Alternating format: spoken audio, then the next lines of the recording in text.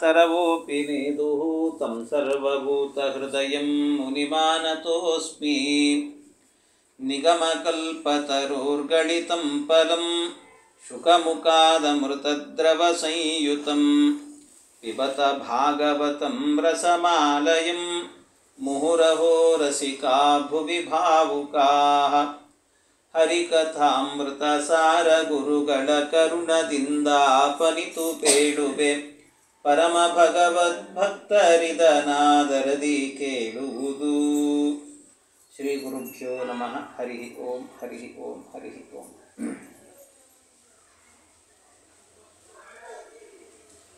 ಶ್ರೀಮದ್ ಭಾಗವತವನ್ನು ಅದರ ಒಟ್ಟು ಸ್ಥೂಲವಾದಂಥ ಪರಿಚಯವನ್ನು ಶ್ರೀಮದ್ ಆಚಾರ್ಯರು ಆರಂಭದಲ್ಲಿ ಭಾಗವತ ತಾತ್ಪರ್ಯದಲ್ಲಿ ಅರ್ಥೋಯಂ ಬ್ರಹ್ಮಸೂತ್ರಾಣಾಂ ಭಾರತಾರ್ಥ ವಿನಿರ್ಣಯ ಗಾಯತ್ರಿ ಭಾಷ್ಯರೂಪೋಸೌ ವೇದಾರ್ಥ ಪರಿಬೃಂಹಿತ ಅಂತ ನಿನ್ನೆ ದಿವಸ ನಾವು ಹಿಂದಿನದ್ದು ಎಲ್ಲ ಅದು ಹೇಗೆ ಗಾಯತ್ರಿ ಭಾಷ್ಯ, ವೇದಾರ್ಥ ಪರಿಬೃಂಹಿತ ಹೇಗೆ, ಬ್ರಹ್ಮಸೂತ್ರದ ಅರ್ಥ ಹೇಗೆ, ಇದನ್ನೆಲ್ಲ ಚಿಂತನೆ ಮಾಡಿದೆ. ಇದಾದ ಮೇಲೆ ಮುಂದೆ ಶ್ರೀಮದ್ ಭಾಗವತಕ್ಕೆ ಪ್ರವೇಶ ಮಾಡುತ್ತಾ ಇದ್ದಾರೆ.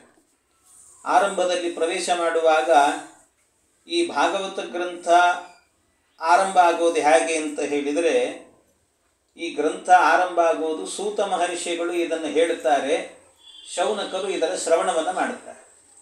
ಸೂತರು ಹೇಳೋದು, ಶೌನಕರು ಶ್ರವಣ ಮಾಡೋದು ಅಂತ.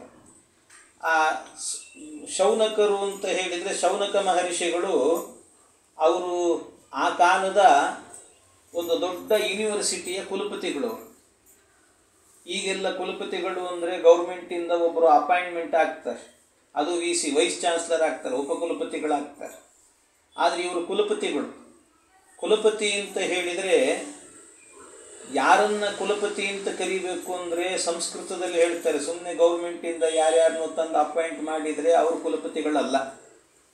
ಶಾಸ್ತ್ರದಲ್ಲಿ ಹೇಳ್ತಾರೆ ಕುಲಪತಿ ಅಂತ ಯಾರನ್ನು ಕರೀಬೇಕು ಅಂದರೆ ವಟೂನಾಂ ದಶಸಾಹಸ್ರಂ ಯೋನ್ನ ದಾನಾದಿ ಪೋಷಣಾತ್ ಅಧ್ಯಾಪಯತಿ ವಿಪ್ರರ್ಷಿ ಸವೈ ಕುಲಪತಿ ಸ್ಮೃತಃ ಅಂತ ಹೇಳ್ತಾರೆ.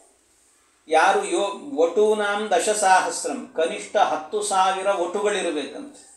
ಆ ವಟುಗಳನ್ನು ಇಟ್ಟುಕೊಂಡು ಅನ್ನದಾನಾದಿ ಅನ್ನದಾನ ಪೋಷಣೆಯನ್ನು ಮಾಡಿ ಅಧ್ಯಾಪಯತಿ ವಿಪ್ರರ್ಷಿ ಅವರನ್ನು ಅಧ್ಯಯನ ಮಾಡಿಸ್ತಾನಲ್ಲ, ಅಂಥ ವ್ಯಕ್ತಿಯನ್ನು ಕುಲಪತಿ ಅಂತ ಕರೀಬೇಕು ಅಂತ ಹೇಳ್ತಾರೆ.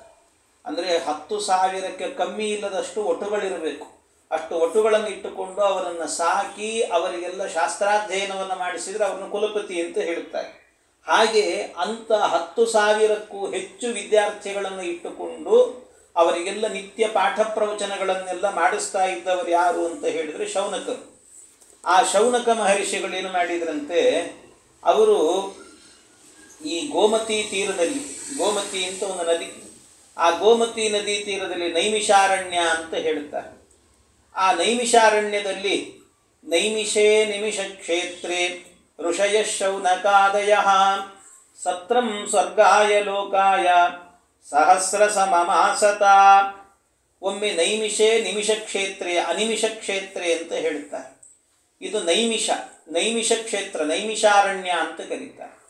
ಅದಕ್ಕೆ ನೈಮಿಷಾರಣ್ಯ ಅಂತ ಆ ಊರಿಗೆ ಯಾಕೆ ಕರೀತಾರೆ ಅಂದರೆ, ಗೋಮತಿ ತೀರಕ್ಕೆ ಕರೆಯೋದು ಯಾಕೆ ಅಂತ ಹೇಳಿದರೆ ಅನೇಕ ಅರ್ಥದಲ್ಲಿ ನೈಮಿಷಾರಣ್ಯ ಅಂತ ಕರೀತಾರೆ. ಒಂದು ಅರ್ಥ ಏನು ಅಂತಂದರೆ, ನೈಮಿಷಾರಣ್ಯ ಅನ್ನುವಂಥ ಹೆಸರು ಅರ್ಥಗರ್ಭಿತವಾದಂಥ ಹೆಸರು. ಒಬ್ಬ ನಿಮಿಷ ಅಂತ ಒಬ್ಬ ಋಷಿ, ಆ ಋಷಿ ಅಲ್ಲಿ ತಪಸ್ಸು ಮಾಡಿದ್ದು, ಆದ್ದರಿಂದ ಆ ತಪಸ್ಸು ಮಾಡಿದ ಕ್ಷೇತ್ರ, ಆದ್ದರಿಂದಾಗಿ ನಿಮಿಷ ಅನ್ನುವ ಋಷಿಗಳು ವಾಸ ಮಾಡಿದ್ದರಿಂದಾಗಿ ಅದನ್ನು ನೈಮಿಷ ಅಂತ ಕರೆದ್ರು. ಅದು ಅರಣ್ಯ ಆಗಿತ್ತು, ಆದ್ದರಿಂದ ನೈಮಿಷಾರಣ್ಯ ಅಂತ ಕರೆದ್ರು. ಇದು ಒಂದು ಅರ್ಥ. ಇದಲ್ಲದೇನೆ ಇನ್ನೊಂದು ನಿಮಿಷ ಅಂತ ಒಂದು ಹಣ್ಣು. ಋಷಿಗಳೆಲ್ಲರೂ ಕೂಡ ತಪಸ್ಸಿಗೆ ಕೂತುಕೊಂಡ್ರೆ ಮಧ್ಯ ಮಧ್ಯದಲ್ಲಿ ಅಡಿಗೆ ಮಾಡಿ ಊಟ ಮಾಡುವಷ್ಟು ಸಮಯ ಇರಲ್ಲ ಅವರಿಗೆ. ಆದ್ದರಿಂದ ಒಂದು ಮರದಲ್ಲಿ ಹಣ್ಣಿರುತ್ತೆ, ಅದನ್ನು ತಿಂದರೆ ಸಾಕು, ಒಂದಷ್ಟು ದಿವಸಕ್ಕೂ ಕೂಡ ಅವರಿಗೆ ಆಹಾರ ಬೇಕಾಗಿಲ್ಲ. ಅಂಥ ಒಂದು ಹಣ್ಣು ಬಿಡ್ತಾ ಇತ್ತು. ಆ ಹಣ್ಣನ್ನು ಬಿಡುವ ವೃಕ್ಷಕ್ಕೆ ನಿಮಿಷ ಅಂತ ಹೆಸರು, ನಿಮಿಷ ಹಣ್ಣು ಅಂತ. ಆದ್ದರಿಂದ ಅದರಲ್ಲಿ ಬಿಡುವ ಹಣ್ಣುಗಳಿಗೆ ನೈಮಿಷ ಫಲ ಅಂತ ಕರೀತಾರೆ.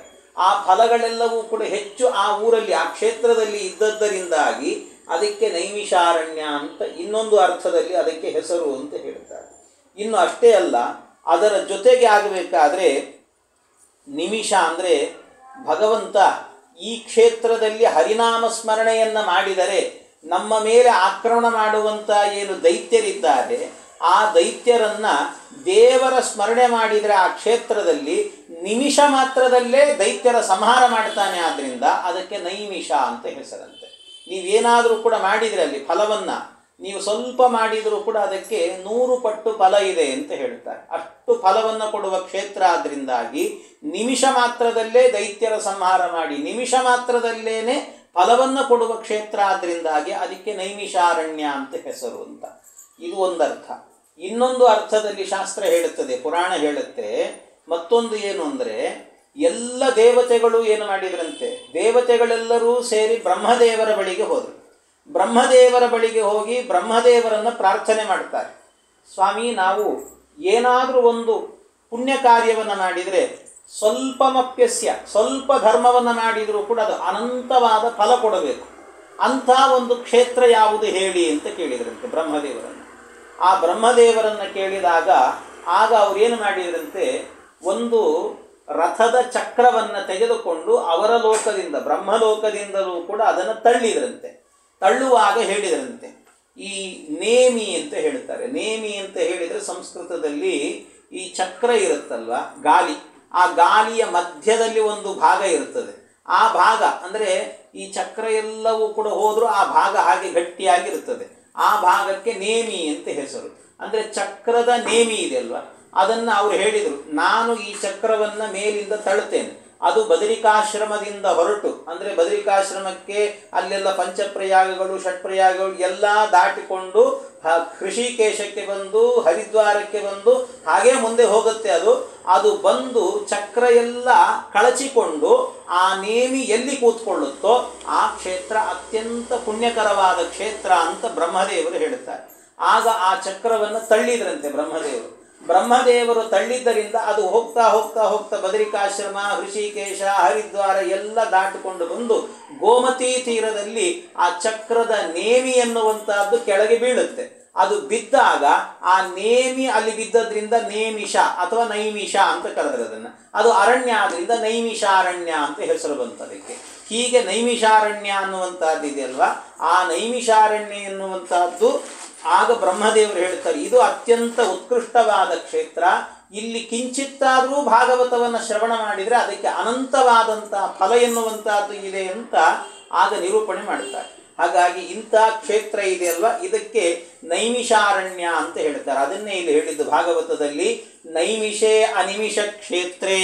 ನೈಮಿಷೇ ಅಂದರೆ ನೈಮಿಷಾರಣ್ಯದಲ್ಲಿ, ಅನಿಮಿಷ ಕ್ಷೇತ್ರೆ, ಅನಿಮಿಷ ಕ್ಷೇತ್ರ ಇದು.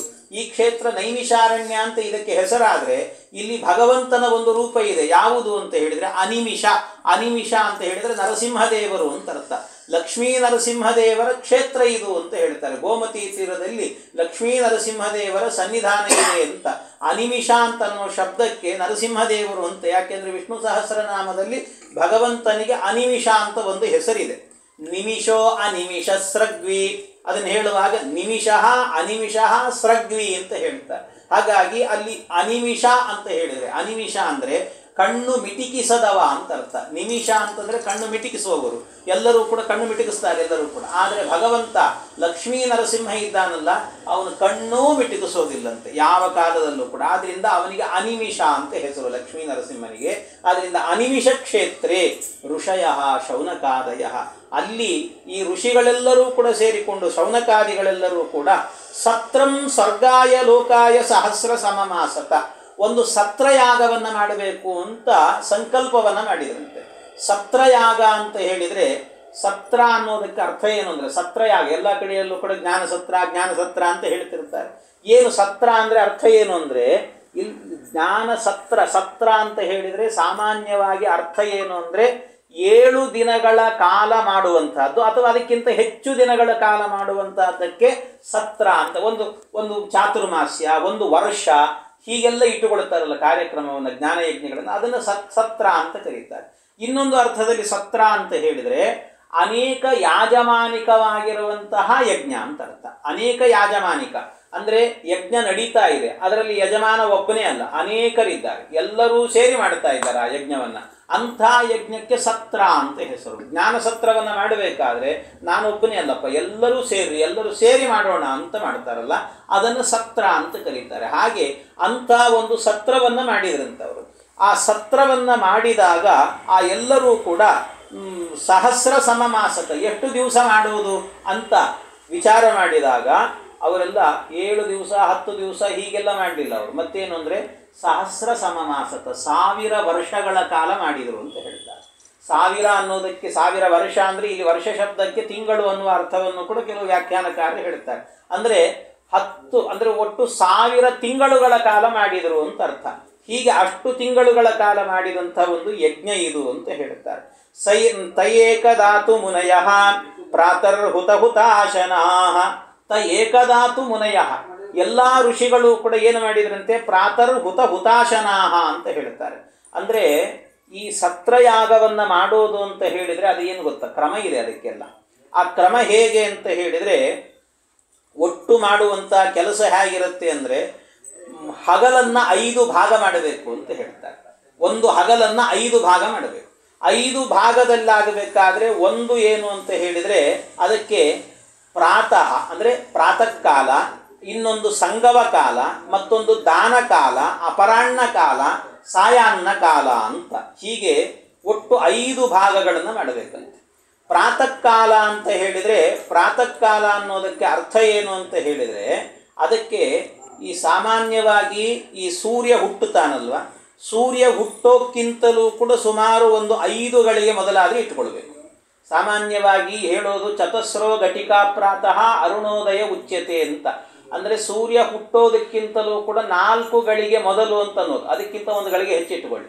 ಅಲ್ಲಿಗೆ ಏನಾಗಿರಬೇಕು ಅಂದರೆ ಅದನ್ನು ಉಷಕ್ಕಾಲ ಅಂತ ಕರೀತಾರೆ. ಉಷಕ್ಕಾಲ.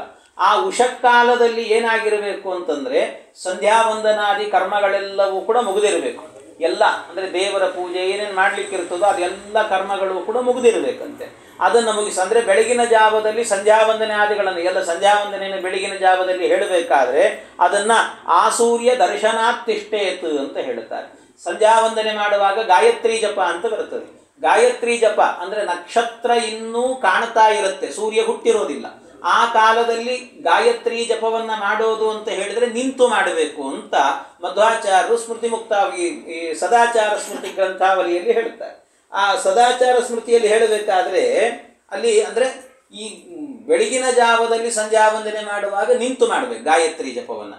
ಆಮೇಲೆ ಅಂದರೆ ಸೂರ್ಯ ಹುಟ್ಟಿದ ಮೇಲೆ ನಿಮಗೆ ಕಷ್ಟ ಅನಿಸಿದರೆ ಕೂಡಬಹುದು, ಇಲ್ಲದೇ ಇದ್ರೆ ನಿಂತು ಮಾಡಬಹುದು ಅಂತಲೂ ಕೂಡ ಹೇಳ್ತಾರೆ. ಹಾಗಾಗಿ ಬೆಳಗಿನ ಜಾವದ ಏನು ಗಾಯತ್ರಿ ಜಪ ಎನ್ನುವಂಥದ್ದಿದೆ ಅಲ್ವಾ, ಅದನ್ನೆಲ್ಲ ನಿಂತೇ ಗಾಯತ್ರಿ ಜಪವನ್ನು ಮಾಡಬೇಕು ಅಂತ ಶಾಸ್ತ್ರ ಎನ್ನುವಂತಹದ್ದು ವಿಧಿಯನ್ನು ಹೇಳುತ್ತದೆ. ಹೀಗೆ ಇದೆಲ್ಲ ಉಷಕ್ಕಾಲದಲ್ಲಿ ಮುಗಿಸಿಕೊಳ್ಳಬೇಕು. ಉಷಕ್ಕಾಲದಲ್ಲಿ ಮುಗಿಸಿದ ನಂತರ ಆಮೇಲೆ ಮತ್ತೆ ಆರಂಭ ಆಗೋದು ಯಾವುದು ಅಂತ ಹೇಳಿದರೆ ಸುಮಾರು ಒಂದು 7:30 ಕಾಲಕ್ಕೆ 7:30 ಗಂಟೆ ಹೊತ್ತಿಗೆ ಪ್ರಾತಃ ಕಾಲ ಎನ್ನುವಂತಹದ್ದು ಆರಂಭ ಆಗುತ್ತೆ. ಆ ಪ್ರಾತಃ ಕಾಲ ಅನ್ನೋದಿದೆಯಲ್ಲ, ಅಲ್ಲಿ ಏನು ಮಾಡಬೇಕು ಅಂದರೆ ಅಗ್ನಿ ಪ್ರತಿಷ್ಠೆಯನ್ನು ಮಾಡಬೇಕಂತೆ. ಅಂದರೆ ಒಂದು ಹೋಮ ಅಂತ ಅರ್ಥ. ಆ ಅಗ್ನಿ ಪ್ರತಿಷ್ಠೆಯನ್ನು ಮಾಡಿ ಅದರಲ್ಲಿ ಆಹುತಿಗಳನ್ನು ಕೊಟ್ಟು ಯಾವುದ್ಯಾವುದು ಎಲ್ಲ ರೀತಿಯ ಹೋಮ, ಋಗ್ವೇದ ಸಂಹಿತಾ ಯಾಗವನ್ನು ಮಾಡೋದು, ಯಜುಸ್ ಸಂಹಿತಾ ಯಾಗವನ್ನು ಮಾಡೋದು, ಹೀಗೆ ಸಂಹಿತಾ ಯಾಗಾದಿಗಳನ್ನೆಲ್ಲ ಮಾಡುವಂಥ ಎಲ್ಲ ರೀತಿಯ ಯಾಗಗಳನ್ನು ಮಾಡಲಿಕ್ಕೆ ಅದರ ಅಗ್ನಿ ಪ್ರತಿಷ್ಠೆಯನ್ನು ಮಾಡುವಂಥ ಕಾರ್ಯ ಅಂತ ಅರ್ಥ. ಈ ಅಗ್ನಿ ಪ್ರತಿಷ್ಠೆ ಆದ ನಂತರ ಅಂದರೆ ಸುಮಾರಾಗಿ ಎಲ್ಲಿಯ ತನಕ ಅಂದರೆ ಹೋಮ ಎನ್ನುವಂಥದ್ದಾಗಬೇಕಾದ್ರೆ ಅಲ್ಲಿ ಸುಮಾರು ಒಂದು 11 ಗಂಟೆ ಹೊತ್ತಿಗೆ ಮುಗಿದು ಬಿಡಬೇಕಂತೆ. ಅದು 10:30 11 ಗಂಟೆ ಹೊತ್ತಿಗೆ ಮುಗಿದು ಹೋಗಬೇಕು ಹೋಮ ಎನ್ನುವಂಥದ್ದು. 7:30ಗೆ ಆರಂಭ ಆದರೆ ಆ ಹೊತ್ತಿಗೆ ಮುಗಿಬೇಕು. ಆ ಹೊತ್ತಿಗೆ ಮುಗೀತು ಅಂತ ಆದರೆ ಆಮೇಲೆ ಬರುವಂಥ ಕಾಲ ಏನಿದೆ ಅದನ್ನು ಸಂಗವ ಕಾಲ ಅಂತ ಕರೀತಾರೆ. ಸಂಗವ ಕಾಲ ಅಂತ ಹೇಳಿದರೆ ಸಾಮಾನ್ಯ 10 ಗಂಟೆ ಹೊತ್ತಿಗಾಗಬೇಕಾದ್ರೆ ಗವ ಅಂದರೆ ಗೋವುಗಳು ಅಂತ ಅರ್ಥ. ಮನೆಯಲ್ಲಿ ಇರುವಂಥ ಹಸುಗಳನ್ನು ನೀವು ಹೋಗಿ ಮೇಯ್ಕೊಂಡು ಬನ್ನಿ ಅಂತ ಮನೆಗಳಿಂದ ಕಳಿಸುವಂಥ ಕಾಲ ಅಂತ ಅರ್ಥ, ಹೊರಗೆ ಕಳಿಸುವಂಥ ಕಾಲ. ಆ ಕಾಲದಲ್ಲಿ ಏನು ಮಾಡಬೇಕು ಅಂದರೆ ಪಾರಾಯಣಗಳನ್ನು ಮಾಡಬೇಕಂತೆ. ಅನೇಕ ಗ್ರಂಥಗಳ ಪಾರಾಯಣ, ಋಗ್ವೇದವನ್ನು, ಯಜುರ್ವೇದವನ್ನು ಅಥವಾ ಭಾಗವತವನ್ನು, ಪುರಾಣಗಳನ್ನು, ಮಹಾಭಾರತವನ್ನು ಇವುಗಳನ್ನೆಲ್ಲ ಪಾರಾಯಣ ಮಾಡಬೇಕು. ಅಂಥ ಕಾಲ ಏನಿದೆಯಲ್ವ ಅದನ್ನು ಸಂಗವ ಕಾಲ ಅಂತ ಕರೀತಾರೆ. ಹೀಗೆ ಒಂದು ಕಾಲ. ಆ ಕಾಲ ಎನ್ನುವಂಥದ್ದು ಮುಗೀತು ಅಂದರೆ ಸುಮಾರು ಎಷ್ಟರ ತನಕ ಅಂತ ಹೇಳಿದರೆ ಅದು 12 ಗಂಟೆ 12:30 ಒಳಗಡೆ ಮುಗಿಬೇಕು. 12:15 ಅಂತ ಇಟ್ಟುಕೊಳ್ಳಿ. 12:15 ಅಂತ ಇಟ್ಟುಕೊಂಡ್ರೆ ಆಮೇಲಿನ ಕಾಲ ಏನು ಅಂತ ಹೇಳಿದರೆ ದಾನ ಕಾಲ ಅಂತ ಕರೀತಾರೆ.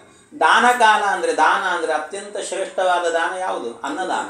ಅಂದರೆ ಮಧ್ಯಾಹ್ನದ ಹೊತ್ತು ಊಟ ಮಾಡಬೇಕು ಅಂತ ಅರ್ಥ. ಆ ಕಾಲದ ಹೊತ್ತು ಅಂದರೆ 12:15 ಹೊತ್ತಿಗೆ, ನಮ್ಮ ಹುಬ್ಬಳ್ಳಿ ಥರ 3 ಗಂಟೆಗೆ ಊಟ ಮಾಡೋದಲ್ಲ ಮತ್ತೆ. ಅಂದರೆ ಅದನ್ನೆಲ್ಲ 12:15 ಆ ಹೊತ್ತಿಗೇನೆ ಮಾಡಬೇಕು ಅಂತ ವಿಧಿ. ಇದೆಲ್ಲ ಸತ್ರಯಾಗವನ್ನು ಮಾಡುವಂಥವರ ನಿಯಮಗಳಿವೆಲ್ಲವೂ ಕೂಡ. ಸತ್ರಂ ಸ್ವರ್ಗಾಯ ಲೋಕಾಯ ಅಂತ ಹೇಳ್ತಾರೆ. ಹೀಗೆ 12:15 ಹೊತ್ತಿಗೆ ಊಟ ಮಾಡಬೇಕು ಅಂತ. ಊಟ ಎಲ್ಲ ಮುಗಿದ ನಂತರ ಸುಮಾರು 1:15 ಹೊತ್ತಿಗೆ ಎಲ್ಲ ತಾಂಬೂಲ ಚರ್ವಣಾದಿಗಳನ್ನೆಲ್ಲ ಮುಗಿಸಿದ ನಂತರ 1:15 ಹೊತ್ತಿಗೆ ನಿದ್ದೆ ಮಾಡೋದಲ್ಲ. ಊಟ ಆಯಿತು ಸ್ವಲ್ಪ ಅಡ್ಡ ಆಗ್ತೇನೆ ಅಂತ ಉದ್ದಾಗಿ ಬಿಡೋದಲ್ಲ. ಮತ್ತೇನು ಮಾಡಬೇಕು ಅಂತ ಹೇಳಿದರೆ, ಆ ಕಾಲದಲ್ಲಾಗಬೇಕಾದ್ರೆ ಅಪರಾಹ್ನ ಕಾಲ ಅಂತ ಹೇಳ್ತಾರೆ ಅದನ್ನು. ಅಪರಾಹ್ನ ಕಾಲ ಅಂತ ಹೇಳಿದರೆ ಅಲ್ಲಿ ಚರ್ಚೆಯನ್ನು ಮಾಡಬೇಕಂತೆ. ಯಾವುದೋ ಒಂದು ಶಾಸ್ತ್ರದ ವಿಷಯವನ್ನು ತಗೊಳ್ಬೇಕು. ಇಲ್ಲ, ಕೃಷ್ಣನ ವ್ಯಕ್ತಿತ್ವ ಸರಿ ಇಲ್ಲ. ಯಾಕೆ ಅಂದರೆ ಕೃಷ್ಣ ಅವನು ಏನು ಮಾಡಿದ್ದಾನೆ, ಬೇರೆ ಅನ್ಯ ಸ್ತ್ರೀಯರ ಬಟ್ಟೆಗಳನ್ನು ಅಪಹರಣ ಮಾಡಿದ್ದಾನೆ ಅಥವಾ ಕಳ್ಳತನ ಮಾಡಿದ್ದಾನೆ, ಆದ್ದರಿಂದ ಅವನ ವ್ಯಕ್ತಿತ್ವ ಸರಿ ಇಲ್ಲ, ಅವನು ಸರ್ವೋತ್ತಮ ಅಲ್ಲ ಅಂತ ಒಂದು ವಾದ ಮಂಡಿಸೋದು. ಆಮೇಲೆ ಇಲ್ಲ, ಅವನು ಸರ್ವೋತ್ತಮ. ಯಾಕೆ ಅಂದರೆ ಅವನು ಮಾಡಿದ್ದೆಲ್ಲವೂ ಕೂಡ ಯಾವಾಗ ಅಂತ ಹೇಳಿದರೆ 10 ವರ್ಷಕ್ಕಿಂತ ಕೆಳಗಿರುವಂಥ ಕಾಲದಲ್ಲಿ. 10 ವರ್ಷದ ಕೆಳಗೆ ಮಕ್ಕಳಾಟಿಕೆಯಲ್ಲಿ ಚಿತ್ತ ಸ್ತ್ರೀಯರಿಗೆ ಎರಗುವುದೇ. ಅಲ್ಲೇನಾದರೂ ಕೂಡ ವಿಕಾರ ಆಗ್ತದೆ, ಹೆಣ್ಮಕ್ಕಳಿಗೆ ಏನಾದರೂ ಸಣ್ಣ ಹುಡುಗ ಇದ್ದಾಗ ಮಾಡಿದ್ದು. ಆದ್ದರಿಂದ ಯಾವ ವಿಕಾರ ಇಲ್ಲ, ಆದ್ದರಿಂದ ಭಗವಂತನಲ್ಲಿ ದೋಷ ಇಲ್ಲ ಅಂತ ಸಮರ್ಥನೆ ಮಾಡೋದು. ಹೀಗೆ ಚರ್ಚೆಗಳನ್ನು, ಭಗವಂತನ ವಿಷಯಕವಾದಂಥ ಅನೇಕ ಚರ್ಚೆಗಳನ್ನು ಮಾಡ್ತಾ ಇರುವಂತಹದ್ದು. ಇದು ಎಲ್ಲಿ ತನಕ ಅಂದರೆ ಸಾಯಂಕಾಲದ ತನಕ ನಡೆಯಬೇಕು. ಸಾಯಾಹ್ನ ಕಾಲ ಅಂತ ಹೇಳ್ತಾರೆ. ಸಾಯಾಹ್ನ ಕಾಲ ಅಂತ ಹೇಳಿದರೆ ಅದನ್ನು ಸಾಯಂಕಾಲದ ಹೊತ್ತು ಇದೆ ಅಲ್ವಾ, ಅಂದರೆ ಸಂಧ್ಯಾ ವಂದನೆಯನ್ನು ಮುಗಿಸಿಕೊಂಡು ಕೂಡುವ ಕಾಲ. ಆ ಕಾಲಕ್ಕೆ ಸರಿಯಾಗಿ ಏನು ಮಾಡಬೇಕು ಅಂದರೆ ಸಾಯಾಹ್ನ ಕಾಲದಲ್ಲಿ ಕಥಾಶ್ರವಣ ಅಂತ.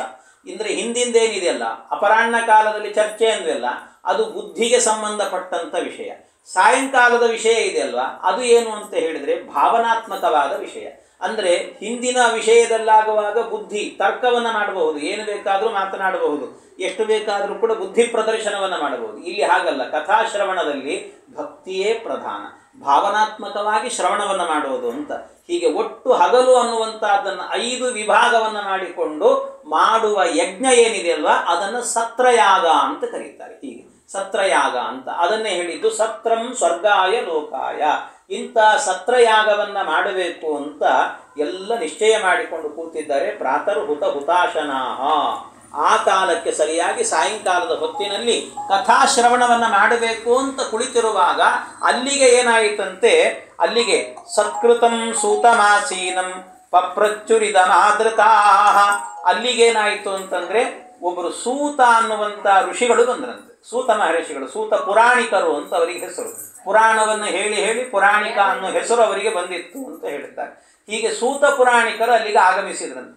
ಸೂತ ಪುರಾಣಿಕರು ಬಂದ ಕೂಡಲೇ ಎಲ್ಲರೂ ಕೂಡ ಅವರನ್ನು ಆದರದಿಂದಾಗಿ ಸ್ವಾಗತವನ್ನು ಮಾಡಿ ಅವರಿಗೆ ಮಣೆ ಮೇಲೆ ಕೂಡಿಸಿಟ್ಟು, ನಿಮ್ಮಿಂದ ನಾವು ಜ್ಞಾನಯಜ್ಞವನ್ನು ಮಾಡಿಸಬೇಕು ಅಂತಿದ್ದೇವೆ, ಕಥೆಯನ್ನು ಕೇಳಬೇಕು ಅಂತಿದ್ದೇವೆ, ನಮಗೆ ಕಥೆ ಹೇಳಿ, ನೀವು ಭಗವಂತನ ಗುಣಗಾನವನ್ನು ಮಾಡಿ ಅಂತ ಎಲ್ಲರೂ ಕೂಡ ಅವರ ಮುಂದೆ ಕೇಳಿಕೊಂಡ್ರಂತೆ. ಅವರನ್ನು ಕೇಳಿಕೊಂಡಾಗ ಎಲ್ಲರ ಎದುರಲ್ಲೂ ಕೂಡ ಸೂತರು ಅಂತ ಹೇಳಿದರೆ, ಸೂತ ಮಹರ್ಷಿಗಳಿದ್ದಾರಲ್ಲ ಅವರಿಗೆ ಇನ್ನೊಂದು ಹೆಸರೇನು ಅಂತ ಹೇಳಿದರೆ, ಅವರಿಗೆ ರೋಮಹರ್ಷಣ ಅಂತ ಹೆಸರು. ಅವರಿಗೆ ರೋಮಹರ್ಷಣ ಅಂತ. ರೋಮಹರ್ಷಣ ಅವರಿಗೆ ಸೂತ ಅಂತಲೂ ಇನ್ನೊಂದು ಹೆಸರು. ಅಂದರೆ ಆ ರೋಮಹರ್ಷಣ ಅಂತ ಯಾಕೆ ಹೆಸರು ಅಂದರೆ, ಒಮ್ಮೆ ಏನಾಯಿತಂತೆ, ಶ್ರೀಮದ್ ಭಾಗವತವನ್ನು ಅಂದರೆ ಬೇರೆ ಬೇರೆ ಪುರಾಣಗಳನ್ನು ಎಲ್ಲವನ್ನೂ ಕೂಡ ವೇದವ್ಯಾಸದೇವರು ತಮ್ಮ ಮಕ್ಕಳಾಗಿರುವಂಥ ಶುಕಾಚಾರ್ಯರಿಗೆ ಉಪದೇಶವನ್ನು ಮಾಡಿದರಂತೆ. ಅವರು ಉಪದೇಶವನ್ನು ಮಾಡಿದಾಗ ಆ ಉಪದೇಶವನ್ನು ಕೇಳಿಸಿಕೊಂಡಂಥ ಶುಕಾಚಾರ್ಯರು ಒಮ್ಮೆ ಒಪ್ಪಿಸಿ ನನಗೆ ಅಂತ ವೇದವ್ಯಾಸದೇವರು ಕೇಳಿದಾಗ ಶುಕಾಚಾರ್ಯರು ಅದ್ಭುತವಾಗಿ ಪುರಾಣವನ್ನು ಹೇಳಿದರಂತೆ. ಅವರ ಪುರಾಣವನ್ನು ಕೇಳ್ತಾ ಕೇಳ್ತಾ ಕೇಳ್ತಾ ವೇದವ್ಯಾಸ ದೇವರಿಗೇನೆ ಒಂದು ಸರ್ತಿ ರೋಮ ಎಲ್ಲ ನಿಮಿರಿ ನಿಂತುಕೊಂಡುವಂತೆ ಮೈ ಮೇಲೆ. ಆಗ ಒಂದು ಸರ್ತಿ ಮೈ ಒಮ್ಮೆ ಏನಾಯಿತು, ರೋಮಾಂಚನವಾಯಿತಂತೆ. ಆ ರೋಮಾಂಚನವಾದಾಗ ಆ ರೋಮಾಂಚನದಿಂದಲೇ ಒಬ್ಬ ವ್ಯಕ್ತಿ ಹುಟ್ಟಿದ, ಅವನಿಗೆ ಸೂತ ಅಂತ ಹೆಸರು. ಅವರಿಗೆ ಪುರಾಣವನ್ನು ಕೇಳುವಾಗ ರೋಮಾಂಚ ಆದದ್ದರಿಂದ ಹುಟ್ಟಿದ್ದರಿಂದಾಗಿ ಅವರಿಗೆ ರೋಮಹರ್ಷಣ ಅಂತ ಹೆಸರು. ರೋಮಗಳಿಗೆಲ್ಲ ಹರ್ಷವನ್ನು ಕೊಟ್ಟವರು ಅಂತ ಆ ಅರ್ಥದಲ್ಲಿ. ಅಂದರೆ ಪುರಾಣವನ್ನು ಕೇಳಿಕೊಂಡೇ ಹುಟ್ಟಿದವರಾದ್ದರಿಂದ ಮುಂದೆ ಪುರಾಣಿಕರು ಅಂತ ಆದ್ರೆ, ಆದ್ದರಿಂದ ಅವರಿಗೆ ಸೂತ ಪುರಾಣಿಕರು ಅಂತ ಹೆಸರು ಬಂತು ಅಂತ ಹೇಳ್ತಾರೆ. ಹೀಗೆ ಸೂತ ಪುರಾಣಿಕರ, ಆ ಸೂತ ಪುರಾಣಿಕರನ್ನು ಶೌನಕಾದಿಗಳೆಲ್ಲ ಕೇಳ್ತಾರೆ, ನಮಗೆ ಭಗವಂತನ ಕಥೆಯನ್ನು ಹೇಳಿ ಅಂತ. ಹೀಗೆ ಭಗವಂತನ ಕಥೆಯನ್ನು ಹೇಳಿ ಅಂತ ಕೇಳಿದಾಗ ಆಗ ಆನಂದದಿಂದ ಆ ಕಥೆಯನ್ನು ಹೇಳಲಿಕ್ಕೆ ಅಂತ ಮೊದಲೇ ಏನು ಮಾಡಿದ್ರಂತೆ, ಈ ವೇದವ್ಯಾಸ ದೇವರು ಯಾರಿಗೆ ಶುಕಾಚಾರ್ಯರಿಗೆ ಉಪದೇಶವನ್ನು ಮಾಡುವಾಗ ಅಲ್ಲಿ ಕುಳಿತು ಸೂತರೂ ಕೂಡ ಕೇಳಿಸಿಕೊಂಡಿದ್ರು. ಆದ್ದರಿಂದ ಭಾಗವತವನ್ನು ನಾನೂ ಕೇಳಿದ್ದೇನೆ, ಆ ಭಾಗವತವನ್ನೇ ನಿಮಗೆ ಉಪದೇಶ ಮಾಡುತ್ತೇನೆ ಅಂತ ಮೊಟ್ಟ ಮೊದಲಿಗೆ ಭಾಗವತವನ್ನು ಉಪದೇಶ ಮಾಡಲಿಕ್ಕೆ ಆರಂಭ ಮಾಡಿದಂತಹ ಸೂತ ಮಹರ್ಷಿಗಳು ಮೊದಲಿಗೆ ದೇವರಿಗೆ ನಮಸ್ಕಾರ ಮಾಡುತ್ತೇನೆ ಅಂತ ದೇವರಿಗೆ ನಮಸ್ಕಾರ ಮಾಡಲಿಕ್ಕೆ ಆರಂಭ ಮಾಡ್ತಾರೆ. ಜನ್ಮಾದ್ಯಸ್ಯ ಯತೋನ್ವಯಾತ್ ಇತರತಶ್ಚಾರ್ತೇಷ್ವಭಿಜ್ಞಸ್ವರಾಟ್ ತೇನೇ ಬ್ರಹ್ಮ ಹೃದಯ ಆದಿ ಕವಯೇ ಮುಖ್ಯಂತಿ ಯಂ ಸೂರಯಃ ತೇಜೋ ವಾರಿ ಮೃದಾಂ ಯಥಾ ವಿನಿಮಯೋ ಯತ್ರ ತ್ರಿಸರ್ಗೋ ಮೃಷಾ ಧಾಮ್ನಾ ಸ್ವೇನ ಸದಾ ನಿರಸ್ತಕುಹಕಂ ಸತ್ಯಂ ಪರಂ ಧೀಮಹಿ. ಭಗವಂತನ ಆರಂಭದಲ್ಲಿ ಆ ಭಗವಂತನನ್ನು ಧ್ಯಾನ ಮಾಡುತ್ತೇನೆ ಅಂತ ದೇವರಿಗೆ ಒಂದು ನಮಸ್ಕಾರವನ್ನು ಮಾಡಿ ಅವನ ಧ್ಯಾನ ಮಾಡುತ್ತೇನೆ ಅಂತ ಹೇಳ್ತಿದ್ದಾರೆ. ಎಂಥವನು ಭಗವಂತ ಅಂತ ಹೇಳುವಾಗ ಜನ್ಮಾದ್ಯಸ್ಯ ಯತಃ ಅಂತ ಹೇಳೋದ್ರ ಮೂಲಕ ನಿನ್ನೆನೇ ಹೇಳಿದ್ದೇನೆ, ಇದು ಬ್ರಹ್ಮಸೂತ್ರಗಳ ಅರ್ಥೋಯಂ ಬ್ರಹ್ಮಸೂತ್ರಾಣಾಂ ಅಂತ ಹೇಳಿದ್ರಿಂದ ಬ್ರಹ್ಮಸೂತ್ರಗಳ ಅರ್ಥ. ಅದ್ರ ಜೊತೆಗೆ ಜನ್ಮಾದ್ಯಸ್ಯ ಯತಃ ಅಂದರು. ಜನ್ಮಾದ್ಯಸ್ಯ ಯತಃ ಅಂದರೆ ಇದರ ಅರ್ಥ ಏನು ಅಂದರೆ ಜಗಜ್ಜನ್ಮಾದಿಗಳಿಗೆ ಕಾರಣನಾದವನು ಭಗವಂತ. ಇದು ಭಗವಂತನ ಲಕ್ಷಣ ಅಂತ ಹೇಳುತ್ತಾರೆ. ಮೊದಲಿಗೆ ಹೇಳಿದ್ದು ಪರಮಾತ್ಮನ ಲಕ್ಷಣ ಒಂದು. ಜಗಜ್ಜನ್ಮಾದಿಗಳಿಗೆ ಕಾರಣನಾಗಿದ್ದಾನೆ ಭಗವಂತ. ಜನ್ಮಾದಿಗಳು ಅಂದರೆ ಅವನು ಸೃಷ್ಟಿಕರ್ತ ಹೌದು, ಸರ್ವಕರ್ತ ಭಗವಂತ, ಸರ್ವಕರ್ತ, ಸೃಷ್ಟಿಕರ್ತ ಹೌದು, ಪಾಲನಕರ್ತ ಹೌದು, ಲಯಕರ್ತ ಹೌದು, ಜ್ಞಾನಕರ್ತ ಹೌದು, ನಿಯತಿ ಎಲ್ಲವೂ ಕೂಡ ಬಂಧಕರ್ತ, ಎಲ್ಲವನ್ನೂ ಕೂಡ ಮಾಡತಕ್ಕಂಥವನು ಭಗವಂತನೇ. ಹಾಗಾಗಿ ಸರ್ವಕರ್ತನಾಗಿದ್ದಾನೆ ಭಗವಂತ ಅಂತ ಹೇಳಿ. ಅಲ್ಲ, ಇದು ಹ್ಯಾಕೆ ಗೊತ್ತಾಯಿತು ನಿಮಗೆ? ಅವನು ಸರ್ವಕರ್ತನಾಗಿದ್ದಾನೆ ಅನ್ನುವ ಸಂಗತಿ ನಿಮಗೆ ಹ್ಯಾಕೆ ಗೊತ್ತಾಯಿತು ಅಂತ ಕೇಳಿದರೆ, ನೋಡಿ, ಜಗತ್ತಿನಲ್ಲಾಗಬೇಕಾದ್ರೆ ಒಂದು ಸಂಗತಿಯನ್ನು ತಿಳ್ಕೊಳ್ಬೇಕು. ಅನ್ವಯ ಅಂತಂದರೆ ಒಂದು ರೀತಿಯಲ್ಲಿ ಕಾರಣ. ಜಗತ್ತಿನಲ್ಲಿ ಆಗಬೇಕಾದ್ರೆ ಯಾವುದೇ ಒಂದು ಕ್ರಿಯೆ ನಡಿಬೇಕಾದ್ರೆ ಅದರ ಹಿಂದೆ ಒಂದು ಕಾರಣ ಎನ್ನುವುದು ಇಲ್ಲದೇನೆ ನಡಿಲಿಕ್ಕೆ ಸಾಧ್ಯವೇ ಇಲ್ಲ. ಏನಾದರೂ ಒಂದು ಕಾರಣ ಇಲ್ಲದೇನೆ ಒಂದು ಕಾರ್ಯ ಆಗಲಿಕ್ಕೆ ಸಾಧ್ಯವೇ ಇಲ್ಲ ಜಗತ್ತಿನಲ್ಲಿ. ನೀವು ಯಾವ ಕಾರ್ಯವನ್ನಾದರೂ ತೆಗೆದುಕೊಳ್ಳಿ, ಒಂದೇನಾದರೂ ಕಾರ್ಯ ನಡೆದಿದೆ ಅಂತಾದರೆ ಅದರ ಹಿಂದೆ ಒಬ್ಬ ಕಾರಣವಾದಂಥ ಒಂದು ವ್ಯಕ್ತಿ ಅಥವಾ ಪುರುಷ ಯಾರೋ ಒಬ್ರು ಇರಲೇಬೇಕು, ಕಾರಣ ಇರಲೇಬೇಕು. ಕಾರಣ ಇಲ್ಲದೆ ಒಂದು ಕಾರ್ಯ ಆಗಲಿಕ್ಕೆ ಸಾಧ್ಯ ಇಲ್ಲ. ಉದಾಹರಣೆಗೆ ಹೇಳಬೇಕು ಅಂತಾದರೆ ಒಂದು ಮಣ್ಣಿನ ಮಡಿಕೆ ಎನ್ನುವಂಥದ್ದಾಗುತ್ತೆ. ಮಣ್ಣಿನ ಮಡಿಕೆ ಎನ್ನುವಂಥದ್ದು ಸೃಷ್ಟಿ ಆಗಬೇಕು ಅಂತಾದರೆ ಆ ಮಣ್ಣಿನ ಮಡಿಕೆ ಆಗಬೇಕಾದ್ರೆ ಅದಕ್ಕೆ ಆದ ಒಂದು ಚಕ್ರ ಇರ್ತದೆ. ಅದು ಹೀಗೆ ಗರ್ರ ಅಂತ ತಿರುಗ್ತಾ ಇರುತ್ತೆ. ಅದರ ಮೇಲೆ ಮಣ್ಣನ್ನು ಇಟ್ಟು ಹೀಗೆ ಹಿಡ್ಕೊಂಡ್ರೆ ಅದು ಒಂದು ಆಕಾರ ಎನ್ನುವಂಥದ್ದು ಅದಕ್ಕೆ ಬರುತ್ತೆ. ಅದರ ಆಕಾರ ಎನ್ನುವಂಥದ್ದು ಬರಬೇಕಾದ್ರೆ ಆ ಚಕ್ರ ಎನ್ನುವಂಥದ್ದು ಕಾರಣ, ಅದು ಬೇಕು. ಆ ಚಕ್ರದಲ್ಲಿ ಒಂದು ಕ್ರಿಯೆ ಇದೆ.